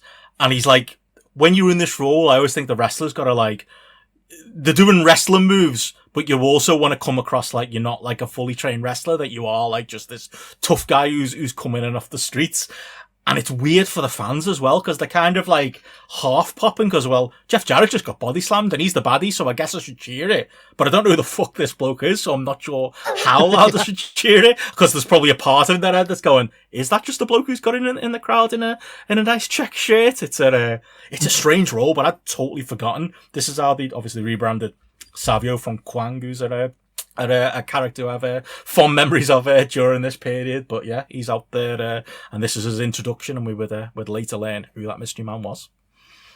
There's two notes I've got on Savio debuting here. Such was WWE at the time. He had his last match as Kwang 24 hours before this show. No way. They did a house show at the Boston Garden. It was like the last ever night at the Boston Garden, like WWF, that sort of thing. And he lost to Man Mountain Rock in his old gimmick before he was Savio Vega the very next day. So it's like right up to the wire. And whenever I think of that old gimmick, that was one of the first like jokes I read on like an internet forum. It was like, what's the sound of 300 pounds of shit hitting the fan? Quang, like that. And I always think of that when I hear the name. Brilliant. But yeah, so Savio, man, like again, somebody else who I bought because I hadn't seen this before. I'd seen the King of the Ring where he gets that one night mega push. Yeah, where he wrestles 4 times, and you're like, well, he's wrestled 4 times. Fair play to Savio Vega, So I just, in terms of getting a guy over in one night, the King of the Ring nailed it. So by the time I got round to watching this, I already kind of bought him. Again, Tony Khan, eat your heart out. Something you could do with your tournaments potentially. But yeah, he's 100% like, he's funny Savio, because like he does play that kind of street tough kind of character, and he's a bloke in just he does, as I'll often say, he just looks like a bloke. Savio Vega, he does look like just a man off the street in like a pair of khakis or whatever it was he was wearing, but he did cool spinning wheel kicks. And like when I was younger and Brutus Beefcake was my favorite wrestler because he knocked around with Hulk Hogan, it was like, well, he knocks around with Razor Ramon and on 1-2-3 Kid and that little gang, so he must be cool, he must be good. So it's a good little role to get, because it's one of them. It was like when you were watching wrestling in the early 90s, I don't know whether I didn't have like, my I don't know, my goals weren't high enough. Didn't want to be Hulk Hogan. I wanted to be Hulk Hogan's mate. And I think Savio Vega fits that role for kids of a certain age, you know? Honest to God. Do you know what I wanted to be when I watched wrestling? You talk about high goals, right? I wanted to be Sean Mooney. I wanted to be, basically, I wanted to be in a studio or in an event center talking about wrestling. And I think I nearly pulled it off. It's like, I was like, I had mates that wanted to wrestle and I was just frightened. I was like, I don't want to get hurt. I don't want any of that. I'd like to be in a suit with a blazer with a little WWF logo on the side. And I'll tell you when the shows are happening, or all them screens in the background. I wanted to just watch what was on all them screens in the event center. You imagine Sean Mooney was, that's my goal. That was my goal. How much would you pay even now for like one of those jackets with a little WWF logo on it? I mean, you could do it yourself, but you want the full proper thing, don't you? The businessman, they look great. Yeah.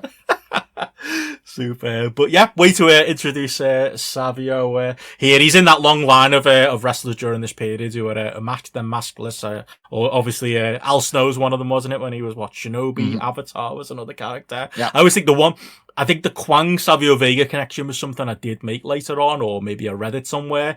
Sultan Fatu was one of the ones though where it was like I can see his eyes. That's Rikishi. That's Fatu. That's Make a Difference Fatu with a face mask on. Like, oh no, I didn't catch that one. The big pony, the bald head and the ponytail threw me off. I completely missed that one. Yeah. Fair enough.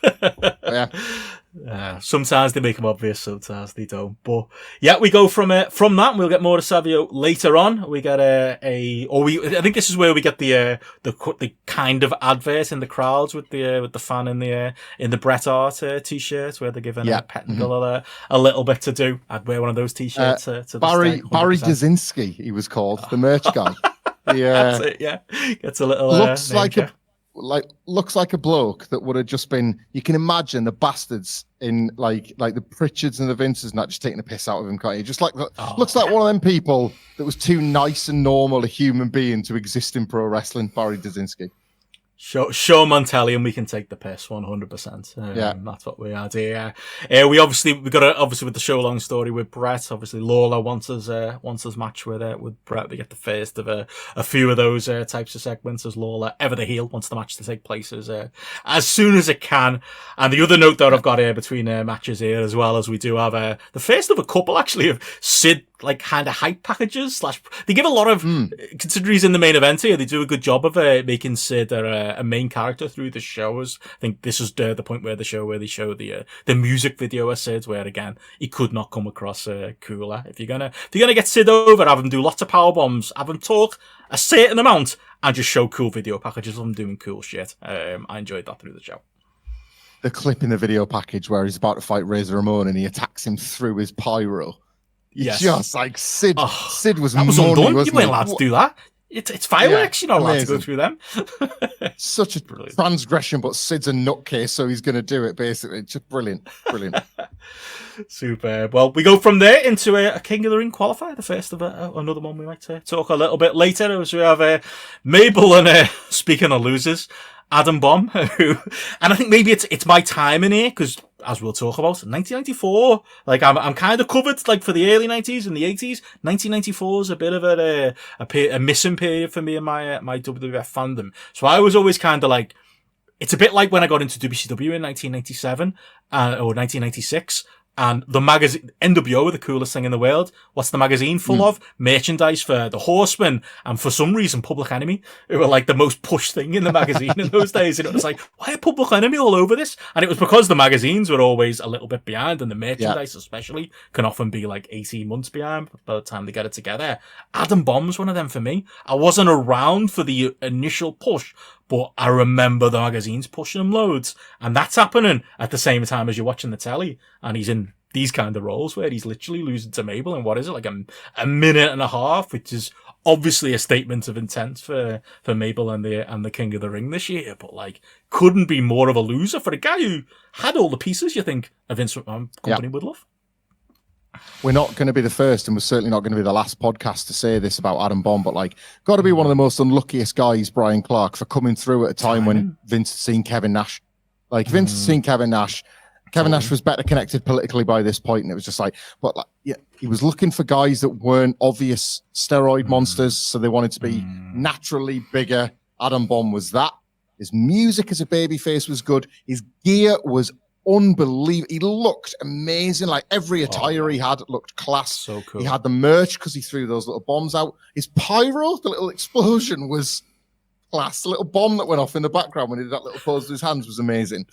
Adam Bomb had the lot, and then Mabel beat him like a minute and a half. It was just like, if you were going to go with either of them on face, if you put both of them in front of like Vince McMahon in any era, you would think he'd go with the taller, better looking guy who was like, because there's obviously during this period, and we're post steroid trial, we're a fair bit removed from it now at this point, but like there was obviously a move to, well, we can't have steroid freaks anymore. What can we do? Big fat guys, and that's why you get your Bastion Buggers and you get your Yokozunas and you get your Mabels. But like Adam Bomb's an exception to that rule. He's a tall, good-looking guy who's in good shape who could be that. And it happened through his career, didn't it? Obviously, when he eventually comes back again, it's he's on the wrong side of the Undertaker. Clearly, he pissed somebody off during his WWF runs there. Maybe he was too young. Maybe I don't know, just didn't fit in the locker room backstage. But definitely, and cool as fuck. Wrath, how cool was his moveset? Like he was one of those guys. There was a point, wasn't there, in later WCW where it was like, oh, we could be the next Goldberg here. He could be the guy. I remember so with Adam Bomb's problem was Diesel. Wrath's problem was the NWO, wasn't it? That character was a little bit out of time, and it's just it didn't matter how tall you were. Like at least like Bryan Adams was like, well, I can get in the NWO. I'll have to be in the B team or whatever, but I can get in that group. Like he had that going from. Yeah, Chronic. I remember thinking this is at long last going to work for like Brian Clark. I remember thinking Chronic was like it kind of did, didn't it? And it was weird because it was like that era of like South Park, Jerry Springer, whatever, smoking weed. Oh, what a great name! We'll call them Chronic. Even though you can't imagine either of those blokes having a spliff backstage. No. They just don't see the type at all, do they? But it was like, well, that's cool and edgy, and they smash through people, and they kind of do a bit of an APA gimmick. It was like a Frankenstein of a gimmick that really got over. Ask Matty about that. He's the biggest Chronic fan in the world. But yeah. Definitely time and place, I think, is the issue for Adam Bomb. And Mabel, obviously again, Mabel and Mo as a tag team is obviously in the rear view as like a babyface rapping tag team, and we're in the midst of going with Mabel as a heel, and he would be the heel challenger for Diesel at SummerSlam later this year as well. One of the we watch these shows, Michael, and we'll go, fucking hell, how do people say this was the doldrums of WWF? Hakushi and Bret Hart killed it there. And then you watch these shows and realize we're in the middle of a Mabel push, and you go, I kind of get it. I get why these houses aren't so great, unfortunately. But yeah, not much more to know from that. You weren't a Men on the Mission fan, I wouldn't imagine. Not really. Again, as babyfaces, they were kind of losers. So when they turned heel, I was willing to at least sort of buy them like Mabel as dangerous. But to your point, it was just I took everything at face value at that age. But even I'd never like the belt was never in any doubt. You know what I mean? Diesel was never under threat. I thought the King of the Ring was universally derided as a bad show, but it did the best possible job of getting Mabel ready for that. But he was still Mabel. Yeah, that's it. Yeah, that's it. Well, we go from there into we have the backstage interview with Razor Ramon being interviewed and introducing Savio Vega. I enjoy a couple of the lines here from Razor where it's like, oh yeah, I didn't quite recognize you, man. You look different from back in the day in their street tough days. You forget that's the backstory of the Razor Ramon story in there as well. And obviously there's another Lawler segment here as well. But any notes on either of them? Just how Razor said that like him and Savio basically used to fight each other, but like it's good that he'd rather be on his side than be one of his opponents, basically. Which it built a picture in your head, didn't it? I quite like that theater of the mind. I love stuff like that. It's like the Hangman Page Swerve story from this year. Like, not every wrestling story needs to be like work shoot. Not every wrestling story needs to be built on the reality of the fact that, like, we almost had a fight backstage, or my mates don't like your mates. Sometimes kayfabe reality is the best reality, and that's what that feud gave you.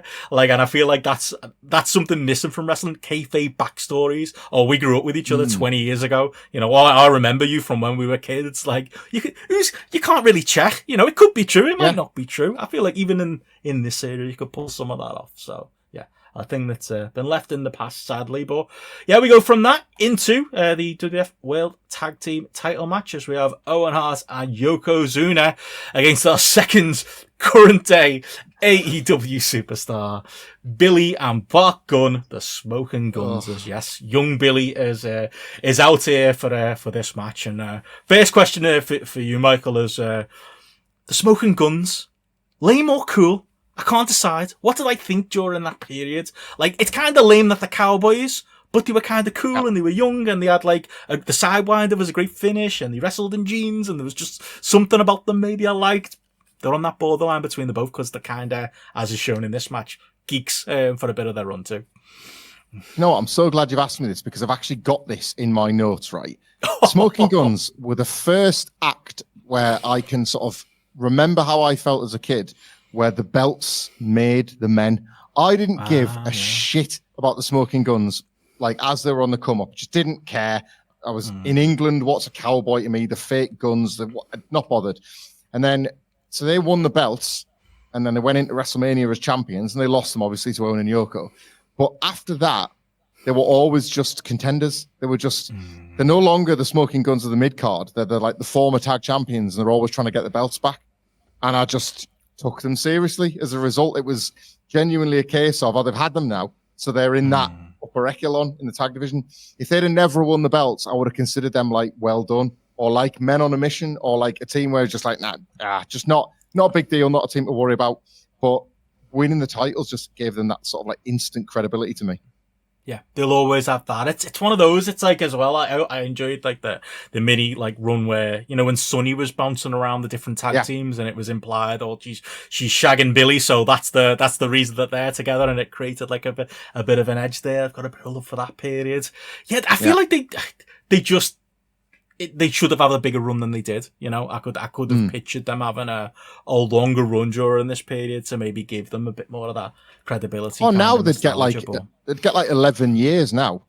Like, you were maybe I shouldn't wish for that, actually. Yeah, you were lucky to get 18 months in the 90s, weren't you, doing anything? But like, now there'd have been fixtures. Do you know what I mean? They'd be kicking around in any tag division now, easy. And Bart Gunn's one of those ones, and obviously Brawl for All's the big talking point with him, but it's very much kind of like he's the Marty Jannetty. Not that Billy Gunn had the full Shawn Michaels type career, but obviously arguably upgraded in the tag team, obviously with Road Dogg, and had a lot more fame than him. But that was another good one when, like I say, when all my mates came crawling back. Oh, did you know Billy Gunn used to be in a tag team? Do you know why he's called Gunn? Because he was in a tag team called the Smoking Guns. You know why? Because the Cowboys. Maybe lame is the best for them, but yeah, they're kind of here just to job to the Camp Cornette team of Owen and Yoko. I always liked the different Camp Cornette combos. I didn't like them coming out to Yoko's theme here. I would always prefer it when they come out to that banger of a theme that Owen Hart used. But yeah, they were always a solid little big man, smaller man team, depending on the mood Yokozuna was in. But here it's pretty much all business, really, isn't it? Quick 5-minute match. Yoko squashes Bart and Owen gets the pin. It's a match. It's pretty much what it is. It is, you're right. It's all about Owen and Yoko, this, because they're just such a perfect team, aren't they? Like, Yoko's kind of like a modern, you know, like Andre the Giant in the 80s when he couldn't do much. Yoko was that. So like, he'll do a move and then he pretty much has to lean against the ropes, or he has to like use another person's body to pull himself back up. But Owen just creates so much movement around him when he's in that they're just a perfect tag team together. And like, Yoko, like the spot of Yoko getting knocked to the floor and then hitting the leg drop and that being it for the Guns is a lot like how, like, if Ted DiBiase could tag out to Andre, you were fucked. Like, Andre looks like he can't do anything, but all it takes is one headbutt and an elbow. That little elbow he did where he'd have to hold on to the rope and you were beat. That's Yokozuna's leg drop. And it's like, it's kind of an inspired formula because you do get the best of both worlds as a result. and somehow you just invent in your head, well, it's more powerful because he's bigger. It doesn't matter that it looks like shit. It doesn't matter when he hits the leg drop that he's kind of hitting you with like the inside of the knee. He's gigantic and they're selling it massive, so it's massive. He was in a weird place here, wasn't he? Because clearly he was the, like I say, post-steroid trial. He's the big hope. He's there. Mm-hmm. Again, I remember being a little kid kind of just laughing at this big fat man who's basically wearing a diaper on the telly. But he was also terrifying, and he was also a monster. Rather than a monster vertically, he was a monster horizontally. And there was a real like glory period I felt like there for like that early Yokozuna. I remember obviously the squash of Virgil is one that always sticks out. But a lot of those like big squash matches. But at this point, that is the negative is like he's being hidden away in this tag team because you can see it. He can't move around. He gets gigantic, doesn't he? In these couple of years post this, and doesn't really look back, unfortunately. But yeah, I'd never really thought about that. That like it is Owen is just doing the work here, isn't it? It's probably arguably like it's like a busy night at the office for Owen, but it's mostly an easy night at the office for Owen. You could imagine he probably enjoyed teaming with Yoko here, but not a bad spot to have the lads in, even if they don't give smoking guns much. It was just a nice detail as well, wasn't it, that Yoko was Owen's mystery partner and he picked him because he'd beaten Bret. Like Owen could never shake Everything's that off. Always like, that. Yeah. It's obsessed with it. Like that was just a nice story detail. Love it.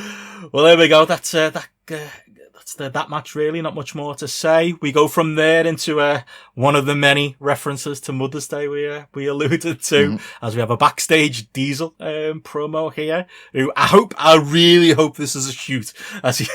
Maybe not hope is the word, but like he leans on this heavily, and we are in the midst of the puppet babyface Diesel run that he would talk all kinds of shit about when he would turn heat. Tweeting later, but he's like, if Cody Rhodes is the current day company man, like Diesel was very much a company man in this period, so I could imagine him saying anything that they put in front of him here, but it felt real. I'll give him the benefit of the doubt, as he talked about it being Mother's Day and that he'd lost his mum the year before, and this was his first Mother's Day without her. It gets a little bit too cheesy as he starts to be like, and I'm gonna do this tonight for all the mums that are out there. Again, just really heavy hitting it in there, but there's a couple of references obviously to Sean in there, which is the backstory to the main event we're getting to soon. It's a very, very babyface Diesel, but dare I say it, he pulls it off. Yeah, I have a thing with these Diesel promos when you watch them back, because I'm just like, I've got chrome-coloured glasses with Big Daddy Cool. I just love it all. I love everything about this character, but it's weird watching. Like, so obviously the first bit about his mother, I'm with you. I assume it to be true, and he's just trying to add a bit of like heft to the whole thing. But in this period in particular, in like late 90s WCW, when he was just above it all, but he could be because he was in such a powerful position and he was wadded, and he could be Kevin Nash, and you weren't going to get a one-liner in on him because he was just the coolest guy in the room. Absolutely. This era is Kevin Nash trying to fight out of Diesel, and it doesn't really work. So he goes like, I'm the walrus, cuckoo, ka-choo. And his attempt to be cool has made him uncool. It's like, you're probably best just being a smiling baby face, because you trying to sneak out something that's going to like pop Sean and Razor. Like they were probably talking about that the night before, or it's something to do with one of the gimmicks. So, it's like when they would throw each other the click signs up and you're like, oh yeah, they're your mates. But like, it's not cool, really. No. It's just him. It's Kevin Nash trying to burst out of Diesel, and it creates this odd mix. He loves that. Like it's no matter Kevin Nash, I'm with you. One of the coolest, best looking wrestlers of all time. He's one of those where you just love to go for a pint with him, wouldn't you? Or probably more a glass of wine. Just quickly, because obviously, we're going to talk about him constantly in this run. You'd push him, wouldn't you? I know he was a bust. You would push him. You would give him the belt, give it a like go. 100%. Yeah. To look at him and to think he'd gotten over in that Rumble, he was good enough. He'd be like, I would have absolutely done. I'd have made every mistake with Diesel that Vince McMahon made, every single one of them. And it's one of those things, isn't it? You can understand the logic of like, we tried Bret, we've done well abroad, and things have been kept afloat, but we want our next Hogan.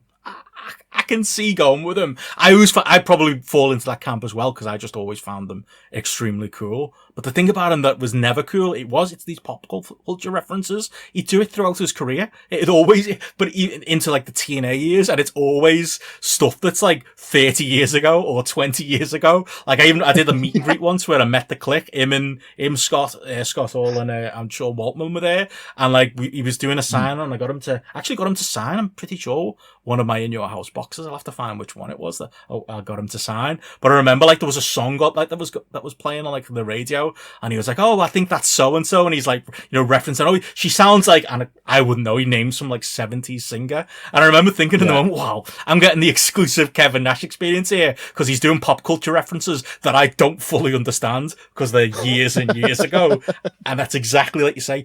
Bursting through him here in this promo. You're seeing him do it here, even in the babyface role. That's our Kev for good and for bad. But we go from that promo, which we do get into. This is where we get the combination of the Jerry Lawler in-ring promo segment and obviously the Bret Hart backstage promo segment, which is another one of our Mother's Day references here, Michael. As Jerry Lawler is in the ring with what we are led to believe is his mum.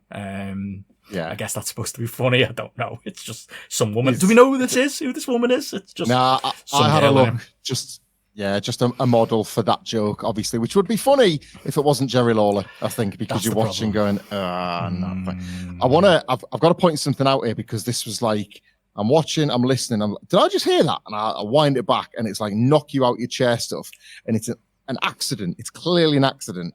Vince McMahon says we've got Bret Hart standing by in the gorilla position. Oh, I was like, oh, like what? Like that, and I'd never like fourth wall broken. Yeah, massively. So yeah, that's on this network version at least. Bret is in the gorilla position. Oh my god, still in the business, Vince. That's maybe the first time you probably hear that, like at all. Like I don't think be later years in the mags and the dirt sheets maybe. I love that the device of the interview so close to the ring that the wrestler's music would start. That looked great, didn't it?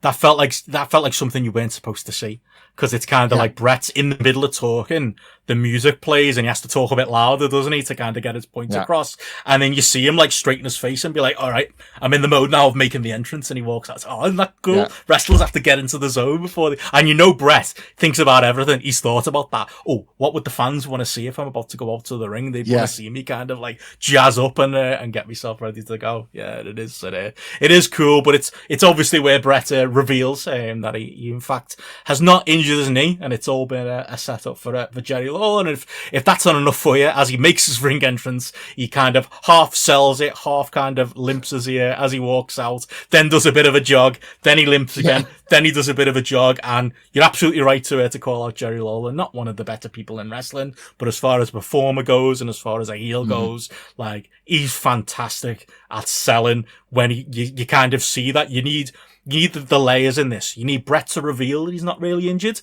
and you need to be able to see the moment, because obviously Jerry Lawler can't hear Bret cutting that promo backstage. Jerry Lawler isn't aware that Bret's faking it. We're aware on it. We're in on the joke. And he first realizes it when he sees Bret do that little like jog to the ring, and his face when it drops and he backs up is brilliant, where it's like, fuck, I'm screwed here. The match starting, and again, it's just so Bret.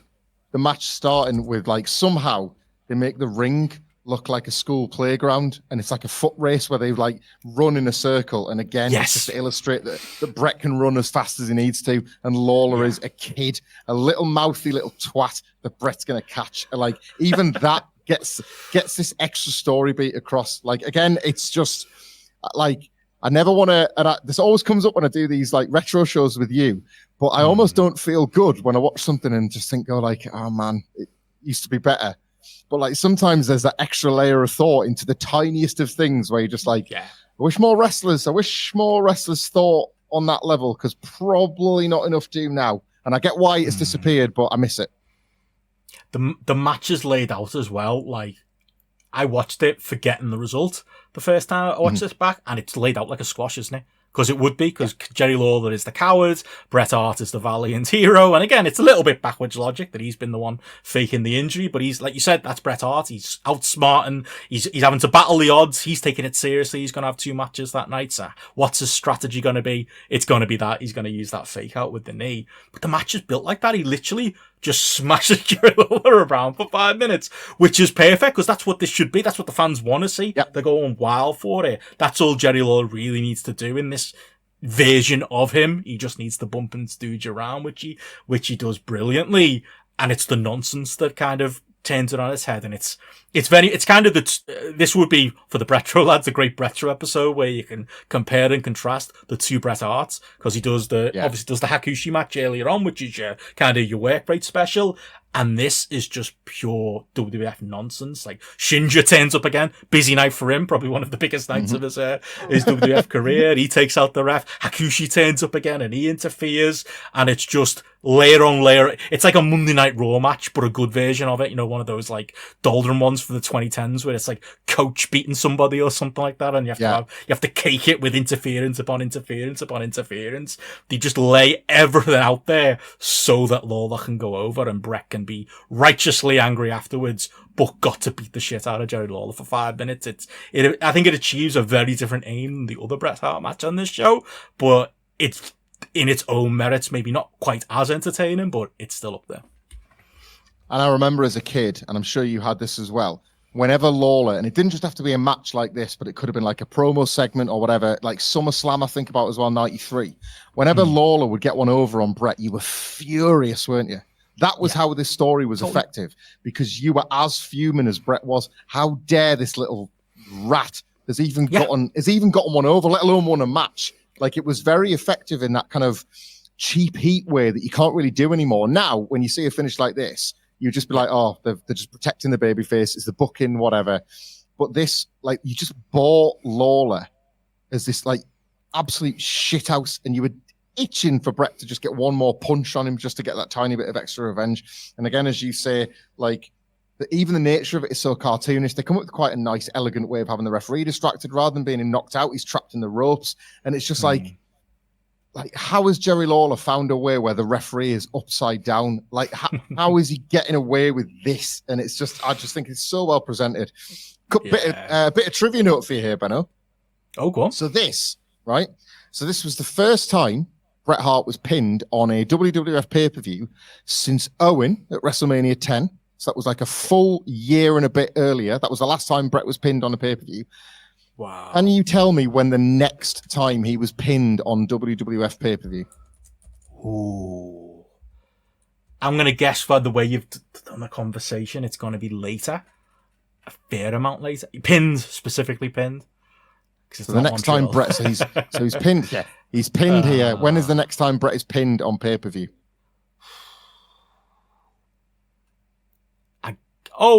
It'd have to be. Would it be Shawn, WrestleMania 12?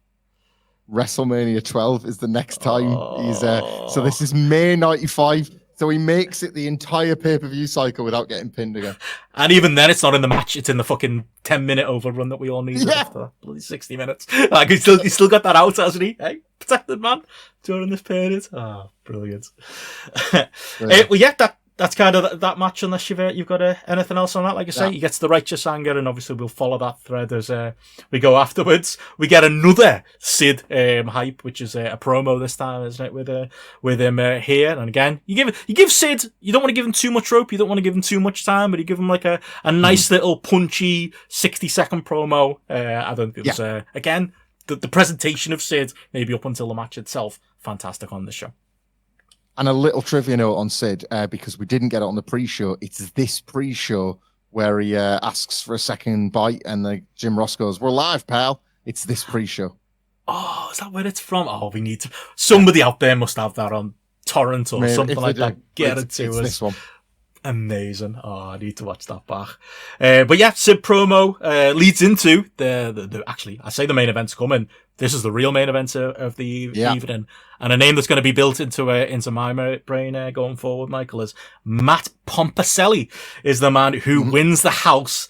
As we have Todd Pettengill and Stephanie Hine out here doing they're very much like game show hosts, aren't they? From like Stephanie Wyan, from the very Ant and Dec, very Saturday night takeaway, kind of like making a bit of a joke of, oh, we're going to ring him up. And then Pettengill tries to ring and it doesn't dial the first time, which I'm convinced doesn't work. And he makes a joke about, oh, don't you hate it when you get that dial tone? Yeah.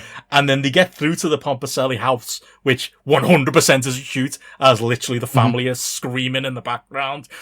It's a proper great 90s telly moment where they're like, you can tell the telly's on loud in the background. Like, they can't get their head around the fact that, like, they're on the phone, but they're also on the telly on the thing that they're watching at the same time. Because Todd Pettengill's kind of like, you're not watching. Like, yeah, this is real. This isn't a prank that you've actually won. It's pure 90s in the air, and all of the glee and happiness seems very much legit here. Yeah, right. Is it just me? Because I didn't. Well, I'm glad you sort of covered it like that, right? And I just wasn't sure if I was at this point basking in like a nostalgic glow. But like, there's pyro, the crowd just pop. That like this Matt Pomposelli happy for them. Won. The family goes nuts on the phone. Is it just me, or was this really good? Like, this was a good little bit of wrestling television when we've seen a million versions of these go wrong. You know, you mentioned $1 Million Mania earlier on. Do you remember that shit with the SummerSlam thing with the keys to the Undertaker's casket with $1 million? Oh, fuck. Remember that one ring a bell? Yeah. We've seen stuff like this on TV and it goes wrong, or it's drab, or the people aren't very good at being on telly. I thought this couldn't have gone any better.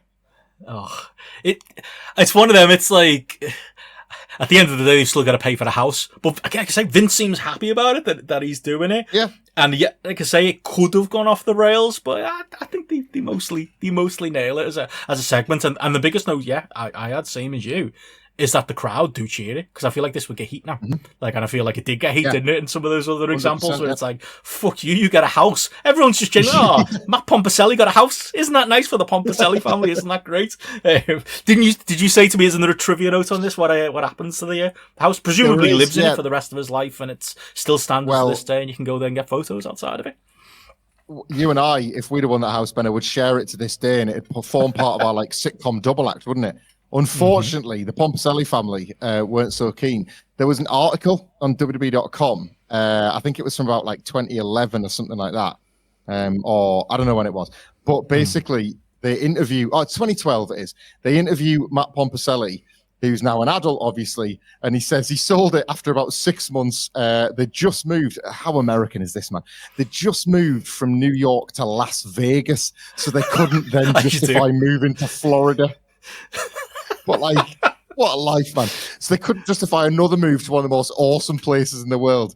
But like, he was an 11-year-old lad, and they sold it for $175,000.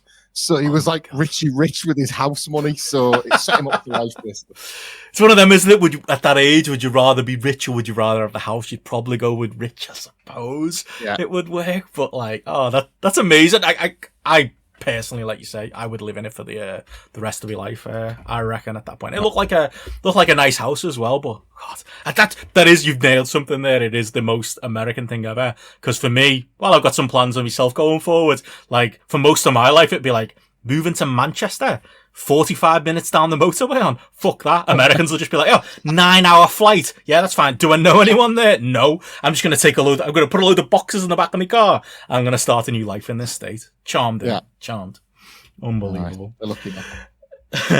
Well, we go from there into the, I suppose, main event of at least the main show, which is Diesel and Sid. Obviously, again, this is the background to the Shawn angle post WrestleMania 11, as Sid turned on Shawn and did unbelievably, to my 1995 ears, did actually result in cheers for Sid, which would happen quite often through Sid's career. Often when Shawn Michaels was on the other end of it. But it's a great angle, worth rewatching, and if you lived in 1995. you saw it 400 times on the telly along that time. And obviously the backstory is that Diesel and Shawn had the WrestleMania 11 match, but this rekindled, and obviously we get on screen eventually their friendship, as Diesel did make the big save for Shawn, and is outright fighting for Shawn's honor here post WrestleMania 11. Good bit of business. Match itself, I'm not so sure on. Then the bell rang, I think, is the if we are going full Conrad podcast here for a main event of your first In Your House. I'd probably say it ends with a bit of a whimper here. This was bad and shit. Good, I'm glad you said that, because I thought I was going to have to be the knobhead. This was the best thing about this was Sid in red. Sid looked class in red. That's true. It's kind of an orangey red, isn't it? I like it. Yeah. Diesel had like his best version of his gear where the top half is white and he's got the long black trousers and that, but like the rest was trash, man. Like just kicking, just punching. Sid's camel clutch is like a John Cena STF, isn't it? There's just no grip to it or anything. Like best he does is like puts his sort of eyes in Nash's face a bit, but otherwise there's no sense of struggle or pressure. And then friggin' like 1-2, Tanker kicks his back, DQ. It's a piss take, that, like, isn't it? That's what I mean. It's bad and shit. Like, it's unacceptable, really, as a pay-per-view main event. What's the heel logic? I mean, match-wise, like, Sid gets a bit of heat. Diesel's relatively over as a babyface. It's got that going for it. But, like, it's like a story that's happening here. Like, there's a point where Sid gets a long non-pin on Diesel where he powerbombs him, doesn't he? And just doesn't pin him. And he's celebrating like he's won. And Ted DiBiase, who's supposed to be like the smart rich guy on the outside, is celebrating too. Not going, fucking pin him, mate. Actually, just, just go over, put your foot on him, maybe. You'll be the world champion. They're just those, like, you can't, not all heels need to have like 100% sound logic, but there needs to be at least some logic. They're just being baddies for the sake of being baddies. And Tatanka running in for the DQ is the accumulation of that, because what's he really protecting there? It's just, it is proper shit cop out. He's only paid 15 quid for this. It's not a real pay-per-view, slapping you across the face with it, unfortunately. And it's a real sour note to kind of end the night on, post-match aside. A couple of things there. I always hated whenever heels or baby faces like preemptively celebrated before making the cover, or even worse, thought they'd won the title on a count out or something like that. Like, get the job done. Like, it used to piss me off when, like, like a baby face would win by a count out and then hold the belt up or something, and then the Howard Finkel would do the bit, and I would get angry at the baby face for being stupid enough to not know the rules, or that would annoy me. It's 1-2, he got him, though he didn't in real life, isn't it? That's exactly what it is. It's that spot, but like come to life. It's awful. It really struck me. So like, Tanker comes in, attacks, Bam Bam makes the save, right? And then you're already in your head going, right, well, they're going to King of the Ring with this tag team match. And as you're thinking that, they flash an advert up for the King of the Ring. And it hit me that, like, on this very first monthly pay-per-view they've ever done, right? They do a fuck finish because they've got another one to build to next month. It's almost like they're telling you, we can't handle this schedule, right? The model is too demanding for how we want to book. And this is not a like-for-like comparison by any means. But it does remind me of AEW switching to monthly pay-per-views. Yeah. You know what else it reminds me of? It reminds me of AEW having the guy backstage who's apparently ready at all times to throw a match graphic on screen. Like, that's all this is missing. Like a match graphic with all four of them ready posed in all the right spots for a match that you didn't know was happening 30 seconds earlier. Yeah. Like, AEW don't do the shit finishes like this, but it's that same thing. It's like, we're in monthly pay-per-views now, and we can't handle it. Like, and we're already kind of telling you we can't handle it. And it's the first one. And he's like, oh, shit, right, okay. And I'm like you, I'd had a good time with the show, and this was a real dampener. Oh. Well, the good thing is we don't have more of Sid and Diesel to get through. Oh, wait. The show after next. But yeah, it's a non-finish.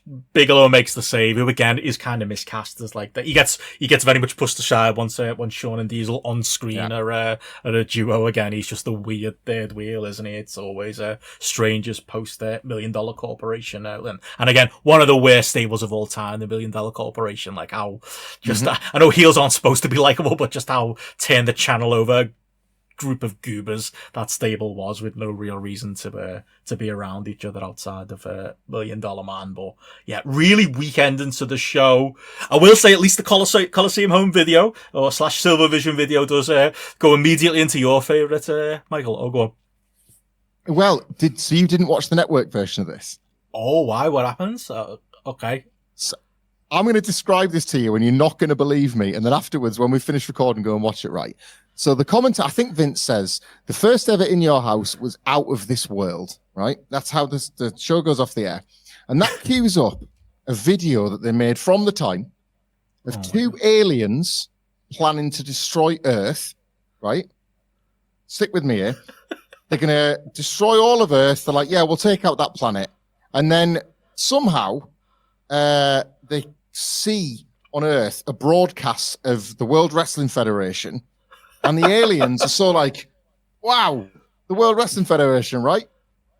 And they decide that because the WWF is so good, there must be something good about the human race because they've got the Fed. And they say, maybe we'll destroy Earth in 100 solar cycles instead, right? So the aliens then fly off and a little message comes up and it says, the World Wrestling Federation. You never know. We might be saving the world. You never know. That's incredible. Oh, I'm so sad because I watched the network version for like first go, and then when I started again, I watched the Silver Vision video, and it cuts straight from the main event into the Coliseum home video extras. Oh, that's so frustrating. I'd have loved to have seen that. That's brilliant. Give it a look. Maybe they saw the intro. Maybe that's what it is, and they just got really over with them. This is going to date this podcast slightly, but I kept the screenshot of WWF saving the world with the alien spaceship above it, right? And thought that screenshot's going to be useful on a rainy day. I tweeted it today as WWE announced that they're basically going to destroy the Indies. Just thought like... that's the new Brit Rez is dead. Maybe the aliens are watching. Jesus. Saving the world. You've got to go and check it out. It's bizarre, man. Oh, well, on the video, it goes into the Coliseum home video pitch. It kind of like just quick jumps to a backstage promo. And I don't know if this is my version of this. If people haven't watched this version, you get Undertaker and Paul Bearer in full gimmick talking about, you are now into the Coliseum home video section of this show. I like Paul Bearer. I can't do a good Paul Bearer. Can't do a good Undertaker either. But in the Paul Bearer voice is selling the fact that you're about to see this bonus match with Kama, the Supreme Fighting Machine on your video. It's something else.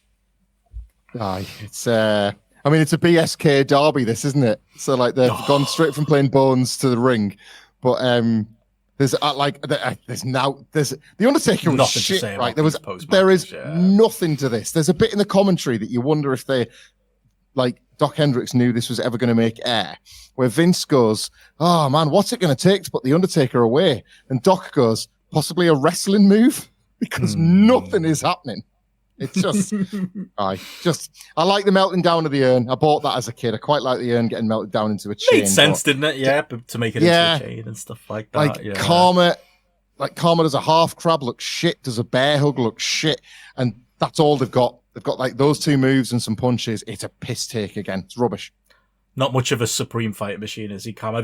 The only note I had on that one, because it goes almost 15 minutes, was there's a point where the fans are chanting "Rest in peace" for Undertaker, and honestly, my brain went, "Are they saying freshly squeezed? Have I just been watching too much AEW?" Like, oh, it's "Rest in peace." I get it.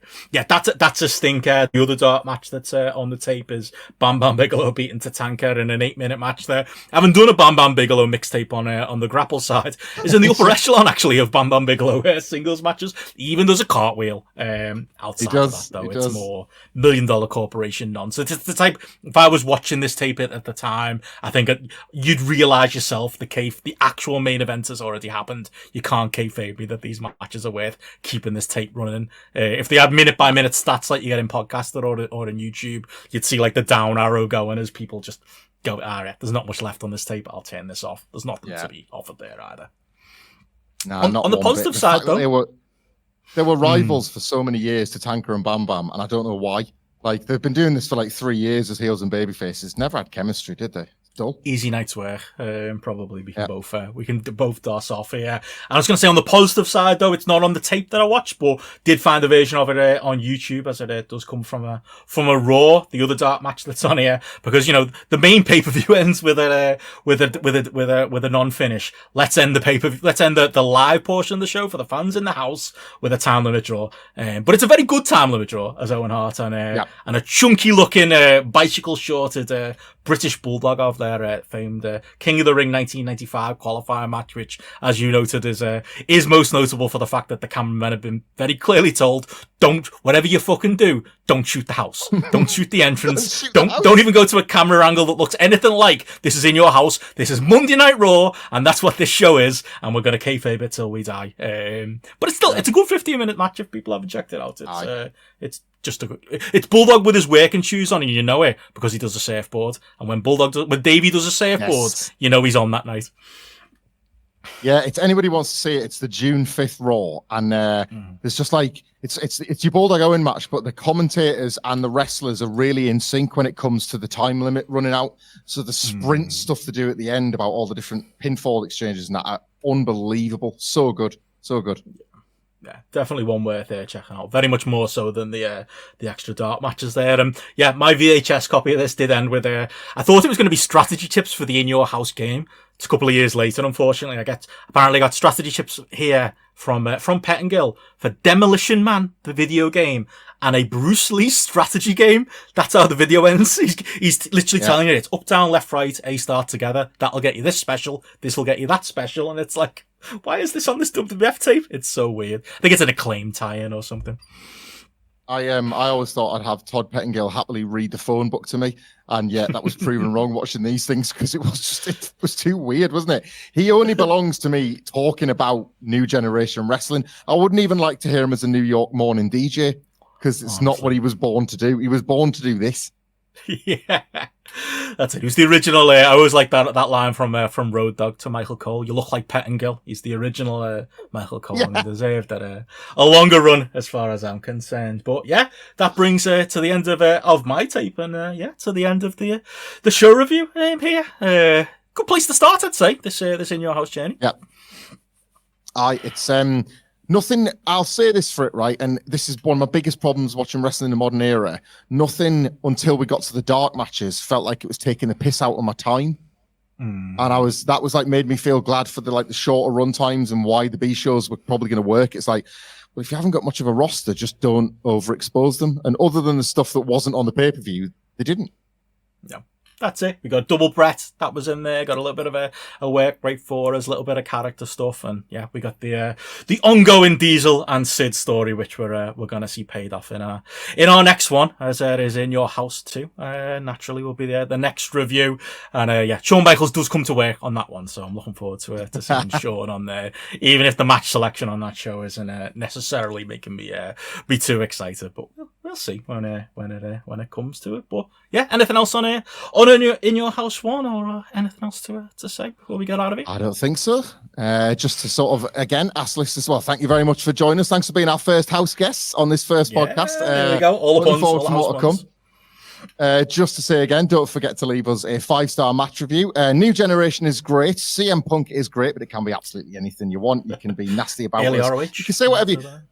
Go YouTube hog wild in the comments as long as you put the 5 stars on. We don't mind. We're just chasing the dead man's ass. But yeah, leave us one there and the 5-star review so we can rig the algorithm, and then we'll review something else in the next housekeeping. And I guess to follow along with us on Twitter /X, I'm at Michael Hamflett, and I'm at Benson Richard E. And until next time, thank you for the house. Brilliant. Good night, all.